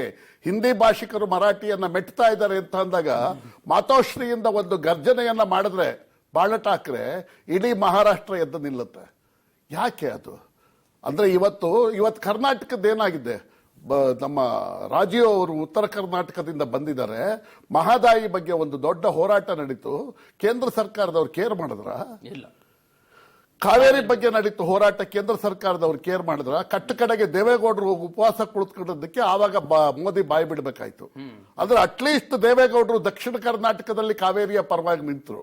ಅಂದ್ರೆ ಅಖಂಡ ಕರ್ನಾಟಕವನ್ನ ಪ್ರತಿನಿಧಿಸುವಂತಹ ಒಂದು ರಾಜಕೀಯ ಶಕ್ತಿ ಇವತ್ತು ನಮ್ಮಲ್ಲಿ ಇದ್ದಿದ್ರೆ, ತಮಿಳುನಾಡು ಮತ್ತು ಅಂಥ ರಾಜಕೀಯ ಶಕ್ತಿಯನ್ನ ಪಡ್ಕೊಳ್ಳೋದಕ್ಕೆ ಶಿವಸೇನೆಗಾಗಲಿ ಅಥವಾ ಡಿಎಂಕೆ ಅಣ್ಣಾ ಡಿಎಂಕೆಗಾಗಲಿ ಸಾಧ್ಯ ಆದದ್ದು ಯಾವ ಕಾರಣದಿಂದ? ಭಾಷೆಯ ಕಾರಣದಿಂದ, ಭಾಷೆಯ ಹೋರಾಟದಿಂದ, ಬದುಕಿನ ಕಾರಣದಿಂದ. ಅದನ್ನೇ ನಾವು ಕಳ್ಕೊಂಡ್ಬಿಟ್ರೆ ನಮ್ಮ ಅಸ್ತಿತ್ವ ಇಲ್ದಂಗಾಗುತ್ತೆ. ಇವತ್ತು ಜಲ್ಲಿಕಟ್ಟು ಇಡೀ ಭಾರತ ಸರ್ಕಾರವನ್ನ ತಮಿಳುನಾಡಿನ ಪದತಳಕ್ಕೆ ಕೆಡುವುದು. ನಮಗೇನಾಗಿದೆ ಗತಿ? ನಮ್ಮಲ್ಲಿ ಯಾಕೆ ಆ ತರದ ಪರಿಸ್ಥಿತಿ ಇಲ್ಲ? ಆಗಲೇ ಒಬ್ಬ ನಾಯಕರು ಮಾತಾಡ್ತಾ ಇದ್ರಲ್ಲ, ಎಷ್ಟು ಹೋರಾಟವನ್ನು ಮಾಡಿರಬಹುದು, ಆದರೆ ಏಕಶಕ್ತಿಯ ಹೋರಾಟವನ್ನ ಮಾಡಿಕೊಂಡು ಒಬ್ಬ ವ್ಯಕ್ತಿ ಒಂದು ಸಂಘಟನೆ ಬೆಳಿಬೇಕಾಗಿರೋದು ಯಾವ ರೀತಿ? ಪಿಲ್ಲರ್ ಆಗಲ್ಲ, ಪಿರಮಿಡ್ ಆಗಿ ಬೆಳಿಬೇಕು. ನೀವು ಪಿರಮಿಡ್ ಆಗಿ ಒಂದು ಸಂಘಟನೆಯನ್ನ, ಒಂದು ಸಂಸ್ಥೆಯನ್ನ, ಒಂದು ರಾಜಕೀಯ ಪಕ್ಷವನ್ನ ಕಟ್ಟಿದ್ರೆ ಅದೊಂದು ದೊಡ್ಡ ಶಕ್ತಿ ಆಗುತ್ತೆ. ಪಿಲ್ಲರ್ ಆದ್ರೂ ಮುರಿದು ಬಿದ್ದು ಹೋಗುತ್ತದೆ. ಸರ್, ಈ ತರದ ರಾಜಕೀಯ ಶಕ್ತಿ ಆಗ್ಲಿಲ್ಲ ಅನ್ನೋಂಥದ್ದೇ ಇಲ್ಲ, ಬಹಳ ಸೂಕ್ಷ್ಮವಾಗಿರ್ತದೆ. ಮಹದೇವ್ ಪ್ರಸಾದ್ ಅವರು ಬಹಳ ಒಳ್ಳೆಯ ಅಂಶವನ್ನ ಎತ್ತಿದ್ರು. ನಾನು ಈ ಸ್ಟುಡಿಯೋಗೆ ಬರೋದಕ್ಕೆ ಮುಂಚೆನೂ ಇದನ್ನೇ ಆಲೋಚನೆ ಮಾಡ್ತಾ ಬಂದೆ. ನಾವು ಮಹದಾಯಿ ವಿಷಯದಲ್ಲಿ, ಕಾವೇರಿ ವಿಷಯದಲ್ಲಿ ನಾವು ಸಂಪೂರ್ಣವಾಗಿ ಸೋತಾಗ ಕೇಂದ್ರ ಸರ್ಕಾರ ನಮ್ಮನ್ನು ಬಹಳಷ್ಟು ನಿರ್ಲಕ್ಷ್ಯ ಮಾಡಿತು. ಕೇಂದ್ರ ಸರ್ಕಾರ ರಾಜ್ಯ ಸರ್ಕಾರದ ಮೇಲೆ ತನ್ನ ನಿಷ್ಕರುಣೆಯನ್ನು ತೋರುವಂತಹ ಪರಿಸ್ಥಿತಿಯ ಬಗ್ಗೆ ರಾಜ್ಯಪಾಲರ ಭಾಷಣದಲ್ಲಿ ಇವತ್ತು ಯಾಕೆ ಚರ್ಚೆ ಆಗಲಿಲ್ಲ? ಆ ಅಂಶವನ್ನ ಏನು ಎತ್ತಬಹುದು? ಬ್ಯೂರೋಕ್ರಾಟ್ಸ್ ಮತ್ತೆ ಲೆಜಿಸ್ಲೇಟರ್ಸ್ ಮಧ್ಯೆ ನಡೀತಾ ಇರುವಂತಹ ಈ ಸಂಘರ್ಷ ಇದೆಯಲ್ಲ, ಈ ಸಂಘರ್ಷದಲ್ಲಿ ಯಾರ ಕೈ ಮೇಲಾಗ್ತಾ ಇದೆ? ಕೊನೆಗೆ ಸೋಲ್ತಾ ಇರೋರು ಇವರಿಬ್ರು ಅಲ್ಲ, ಜನಸಾಮಾನ್ಯ. ಇದರ ಬಗ್ಗೆ ಏನು ಪರಿಹಾರವನ್ನ ಕಂಡುಕೊಳ್ಬಹುದಾಗಿತ್ತು? ಈ ಅಂಶಗಳು ಇಲ್ಲಿ ಸ್ವಲ್ಪ ಮಧ್ಯಪ್ರವೇಶ ಮಾಡ್ತೀನಿ. ತಮಿಳುನಾಡಿನಲ್ಲಿ IAS ಆಫೀಸರ್ಸ್ ಬೇರೆ ರಾಜ್ಯಗಳಿಂದ IAS IPS ನವರು ಎಂಟ್ರಿ ಇಲ್ಲ. ಇಲ್ಲ. ಅವರು ದ್ರವಿಡಿಯನ್ ಅಂದ್ರೆ ದಕ್ಷಿಣ ಭಾರತದವರು ಆಗ್ಬೇಕು. ಆಮೇಲೆ KAS ಇಂದ ಅಂದ್ರೆ ಅಲ್ಲಿ TAS ಇರುತ್ತೆ, Tamil Nadu administrative service confirmed IAS ನವರನ್ನು ಮಾತ್ರ ಉಳಿಸ್ಕೊಳ್ತಾರೆ. ಯಾಕೆ ಹೇಳಿ? ಇವತ್ತು ನಿಮಗೆ ಅನುಭವ ಆಗಿದೆ, ನಿಮ್ಮ ಇಲ್ಲಿ ಅಧಿಕಾರಿಗಳ ವರ್ತನೆ ಇದೆಯಲ್ಲ, ಉತ್ತರ ಭಾರತದಿಂದ ಬಂದವರು, ಅವರು ಕನ್ನಡ ಭಾಷೆ, ಕನ್ನಡ ಸಂಸ್ಕೃತಿ, ಕನ್ನಡ ಜನ, ಇದ್ರ ಬಗ್ಗೆ ಅವ್ರ ಮನಸ್ಥಿತಿ ಇದೆಯಾ? ಅವರ ಪಾಸಿಟಿವ್ ಆದಂತ ಧೋರಣೆ ಇದೆಯಾ? ಇಲ್ಲ. ಅಲ್ಲ, ಈ ಆಂಗಲ್ ನಲ್ಲಿ ನೋಡ್ತಾ ಹೋದ್ರೆ ನಾನು 100ಕ್ಕೆ 100 ಮಹದೇವ್ ಪ್ರಸಾದ್ ಅವರ ಎಲ್ಲಾ ಅಂಶಗಳನ್ನು ಒಪ್ಕೊಳ್ತಾನೆ. ಬಹಳಷ್ಟು ಸಂದರ್ಭದಲ್ಲಿ ನಾವು ಬಹಳಷ್ಟು ರಾಜಕೀಯ ಹಿನ್ನೆಲೆ ನೋಡಿದಾಗ, ಯಾವಾಗ ರಾಜ್ಯ ಸರ್ಕಾರ ಇಲ್ಲಿತ್ತು, ಕೇಂದ್ರ ಸರ್ಕಾರ ಬೇರೆ ಪಕ್ಷದ್ದಿತ್ತು, ಆಂಧ್ರ ಪ್ರದೇಶದಲ್ಲಿ ಚಂದ್ರಬಾಬು ನಾಯ್ಡು ಅವರು ಇದ್ದಾಗ NDA ಗವರ್ನಮೆಂಟ್ ಇಂದ ಸಾವಿರಾರು ಕೋಟಿಯನ್ನ ತಂದ್ರು. ಇಲ್ಲಿ ರೈತರ ಆತ್ಮಹತ್ಯೆ ನಿರಂತರವಾಗಿ ನಡೀತಾ ಇದ್ದಾಗ ನಮ್ಗೆ ಮಾಡ್ಲಿಕ್ಕೆ ಈ ಆಂಗಲ್ ನಲ್ಲಿ ನೋಡ್ತಾ ನಾಯಕ್ ಅವರು ಶಿಕ್ಷಣ ಸಂಸ್ಥೆಗಳಿಗೆ ಸಂಬಂಧಪಟ್ಟಾಗೆ ಒಬ್ಬ ಅಧಿಕಾರಿ ಹತ್ರ ಮಾತಾಡೋದಕ್ಕೆ ಹೋದಾಗ ಆ ಅಧಿಕಾರಿ ಕೇರ್ ಮಾಡದೆ ಒಬ್ಬ ಶಾಸಕನನ್ನ ಧಿಕ್ಕರಿಸಿ, ಅದು ಒಬ್ಬ ಶಿವಮೂರ್ತಿ ನಾಯಕ್, ಒಬ್ಬ ನನಗ್ ಗೊತ್ತು, ಒಬ್ಬ ಸಂಭಾವಿತ, ಅದು ಶೋಷಿತ ಸಮುದಾಯಗಳಿಂದ ಬಂದಂತಹ ಒಬ್ಬ ಶಾಸಕ, ಅವನನ್ನ ಧಿಕ್ಕರಿಸಿ ಆ ಶಾಸಕರಿಗೆ ಅವಮಾನ ಮಾಡಿದ್ರೆ ಅವರ ಸಂಸ್ಕೃತಿ ಏನು? ಉತ್ತರ ಭಾರತದಿಂದ ಬಂದಿದ್ದಾರೆ, ಏನ್ ಮಾಡ್ತೀರಿ ನೀವು? ಇವತ್ತೆಲ್ಲರೂ ಉತ್ತರ ಭಾರತದ IAS ಅಧಿಕಾರಿಗಳು ಸಂಘ ಮಾಡ್ಕೊಂಡ್ಬಿಟ್ಟು ಒಂದು ಲೆಟರ್ ಕೊಡ್ತಾರೆ ಮುಖ್ಯಮಂತ್ರಿಗೆ, ಈ ಶಾಸಕ ಬಂದು ನಮಗೆ ಧಮಕಿ ಹಾಕ್ದ ಅಂತ ಅನ್ಬಿಟ್ಟು. ಕನ್ನಡದ ಶಾಸಕರ ಗತಿ ಏನಾಗಬೇಕು? ಈ ಸೂಕ್ಷ್ಮಗಳು ಸಜ್ಜನ ರಾಜಕಾರಣಿ ಅಂತ ಹೇಳಿ ಕರೆಸಿಕೊಳ್ಳುವಂತಹ ಕಿಮ್ಮನೆ ರತ್ನಾಕರ್ ಯಾವುದೇ ರೀತಿಯ ಅವಾಚ್ಯ ಶಬ್ದವನ್ನ ಬಳಸಲಿಲ್ಲ. ಅವರ ಮೇಲೆ ಕೂಡ ಇದಾಗಿದೆ. ಸೊ ಇವನ್ನೆಲ್ಲ ಆಲೋಚನೆ ಮಾಡುವಾಗ ಎಲ್ಲೋ ಒಂದು ಕಡೆ ಬುಡವನ್ನೇ ಗಟ್ಟಿ ಮಾಡಬೇಕು ಅಂತ ಬಂದಾಗ ಬಹುಶಃ ನಾವು ಅಲ್ಲಿಗೆ ಹೋಗ್ತೀವಿ. ಇದನ್ನ ನಾನು ಮೊದಲಿನಿಂದನೂ ಹೇಳ್ತಾ ಇದ್ದೀನಿ. ಯಾಕೆ ಈ ರಾಷ್ಟ್ರೀಯ ಪಕ್ಷಗಳು ಇಲ್ಲಿ ಇರ್ತಾ ಇರೋದ್ರಿಂದಾನೆ, ರಾಷ್ಟ್ರೀಯ ಪಕ್ಷಗಳ ಆಡಳಿತ ನಡೀತಾ ಇರೋದ್ರಿಂದಾನೆ ಕರ್ನಾಟಕಕ್ಕೆ ಮಲತಾಯಿ ಧೋರಣೆ ಆಗ್ತಾನೆ ಇದೆ. ರಾಷ್ಟ್ರೀಯ ಪಕ್ಷದ ಹೈಕಮಾಂಡ್ ಅನ್ನ ಓವರ್ಟೇಕ್ ಮಾಡುವಂತಹ, ಡೇರ್ ಡಿಸಿಷನ್ ತಗೊಳ್ಳುವಂತಹ ರಾಜಕೀಯ ನಾಯಕರು ಇವತ್ತಿಗೂ ಕರ್ನಾಟಕದಲ್ಲಿ ಸೃಷ್ಟಿಯಾಗಿಲ್ಲ. ಹಾಗಾಗಿ ಎಲ್ಲೋ ಒಂದು ಕಡೆ ಪ್ರಾದೇಶಿಕ ಪಕ್ಷ ಹುಟ್ಟಬೇಕು, ಪ್ರಾದೇಶಿಕ ಪಕ್ಷದಿಂದ ಮಾತ್ರ ನಾವು ಕೇಂದ್ರ ಸರ್ಕಾರವನ್ನ ಬಗ್ಗಿಸಬಹುದು. ಈ ಎಲ್ಲ ಆಲೋಚನೆಗಳನ್ನ ನಾನು ಒಪ್ಕೊಳ್ತೀನಿ. ಪ್ರಾದೇಶಿಕ ಪಕ್ಷ ಅಂದ್ರೆ ಕನ್ನಡ ಭಾಷೆ, ಕನ್ನಡ ಜನರ ಬದುಕು, ಕನ್ನಡ ಸಂಸ್ಕೃತಿ, ಕನ್ನಡ ಪರಂಪರೆ, ಇದನ್ನ ರಕ್ಷಣೆ ಮಾಡುವಂತಹ ಒಂದು ಪ್ರಾದೇಶಿಕ ಪಕ್ಷ ಆಗಬೇಕು. ಆ ಪ್ರಾದೇಶಿಕ ಪಕ್ಷ ವ್ಯಕ್ತಿ ಪ್ರತಿಷ್ಠೆ, ವ್ಯಕ್ತಿ ಕೇಂದ್ರಿತ ಪ್ರಾದೇಶಿಕ ಪಕ್ಷವಾಗಿದೆ. ಅದು ಪಿಲ್ಲರ್ ಆಗದೆ ಪಿರಮಿಡ್ ರೀತಿಯಲ್ಲಿ ಬೆಳೆದು ಕರ್ನಾಟಕದ ಉದ್ದಗಲ ವ್ಯಾಪಿಸಿ ಒಂದು ದೊಡ್ಡ ರಾಜಕೀಯ ಶಕ್ತಿ ಆಗ್ಬೇಕು. Okay sir, okay, thank you very much sir. ಇಬ್ಬರಿಗೂ ಈ ಒಂದು ಚರ್ಚೆಯಲ್ಲಿ ಭಾಗವಹಿಸಿದ್ದಕ್ಕೆ ನಿಮ್ಮ ಅಭಿಪ್ರಾಯ ವ್ಯಕ್ತಪಡಿಸಿದ್ದೀರಾ. Thank you very much. ಇದು ಇವತ್ತಿನ ಚರ್ಚೆ. ಖಂಡಿತ ಅದು ಭಾಷೆಗೆ ಸಂಬಂಧಪಟ್ಟಂತ ಹೋರಾಟ ಆದಾಗ ಮಾತ್ರ ನಮಗೆ ಭಾಷೆಗೆ ಉಳಿವು ಮತ್ತು ರಾಜ್ಯಕ್ಕೂ ಕೂಡ ಆದ್ಯತೆ ಸಿಗುತ್ತೆ ಅನ್ನುವಂಥದ್ದು. ಇದ್ರ ಜೊತೆಗೆ ಈಗಾಗಲೇ ನಾನು ಹೇಳಿದಾಗ IAS IPS ಆಫೀಸರ್ಗಳು ಒಂದಷ್ಟು ಕನ್ನಡವನ್ನಾದ್ರೂ ಕಲ್ತ್ಕೊಳ್ತಾರೆ. ಇಲ್ಲಿದೆ ರಾಜ್ಯಪಾಲರು, ಬೇರೆ ರಾಜ್ಯಗಳಿಂದ ಬರುವಂತ ಇಲ್ಲಿಗೆಲ್ಲ ರಾಜ್ಯಪಾಲರು ನಮ್ಮದೇ ರಾಜ್ಯದ ಅನ್ನ, ನೀರು, ಸಂಬಳ, ಎಲ್ಲಾ ರೀತಿಯ ವಿಶೇಷ ಸವಲತ್ತುಗಳನ್ನು ಕೂಡ ಉಣ್ತಾರೆ. ಆದ್ರೆ ಕನ್ನಡ ಭಾಷೆ ಮಾತ್ರ ಮಾತಾಡಕ್ ಬರಲ್ಲ. ಯಾಕೆ? ಏನಾಗಿದೆ ದಾಡಿ? ಈ ಕುರಿತಂತೆ ಸ್ವತಃ ರಾಜ್ಯಪಾಲರೇ, ವಾಲಾ ಅವರು ಸೇರಿದಂತೆ ಎಲ್ಲರೂ ಕೂಡ ಉತ್ತರ ಕೊಡಬೇಕಾಗಿದೆ. ಕನ್ನಡವನ್ನು ಕಲ್ತ್ಕೋಬೇಕಾಗಿದೆ. ಯಾಕಂದ್ರೆ ಅವರು ಕನ್ನಡಿಗರ ಕರ್ನಾಟಕದ ರಾಜ್ಯಪಾಲರು. ಅವರು ಒಕ್ಕೂಟ ವ್ಯವಸ್ಥೆ ಇದೆ ಒಪ್ಕೊಳ್ಳೋಣ, ಆದ್ರೆ ಕನ್ನಡಿಗರ ಕರ್ನಾಟಕದ ರಾಜ್ಯಪಾಲರು ಅನ್ನುವಂಥದ್ದು ಸ್ವತಃ ವಜುಭಾಯಿ ರೂಢಾಭಾಯಿ ವಾಲಾ ಅವರು ಮರ್ಯಾದೆ ಇರಲಿ, ಕನ್ನಡವನ್ನ ಕಲೀಲಿ. ನಮ್ಮ ಶಾಸಕರು ಕೂಡ ಆ ನಿಟ್ಟಿನಲ್ಲಿ ಒಂದು ಒತ್ತಾಯವನ್ನ ಮಾಡಲಿ, ಕನ್ನಡಿಗರು ಕೂಡ ಒತ್ತಾಯವನ್ನು ಮಾಡಲಿ ಅಂತ ಹೇಳ್ತಾ ಚರ್ಚೆಯನ್ನು ಮುಗಿಸ್ತಾ ಇದ್ದೀನಿ. ನಮಸ್ಕಾರ.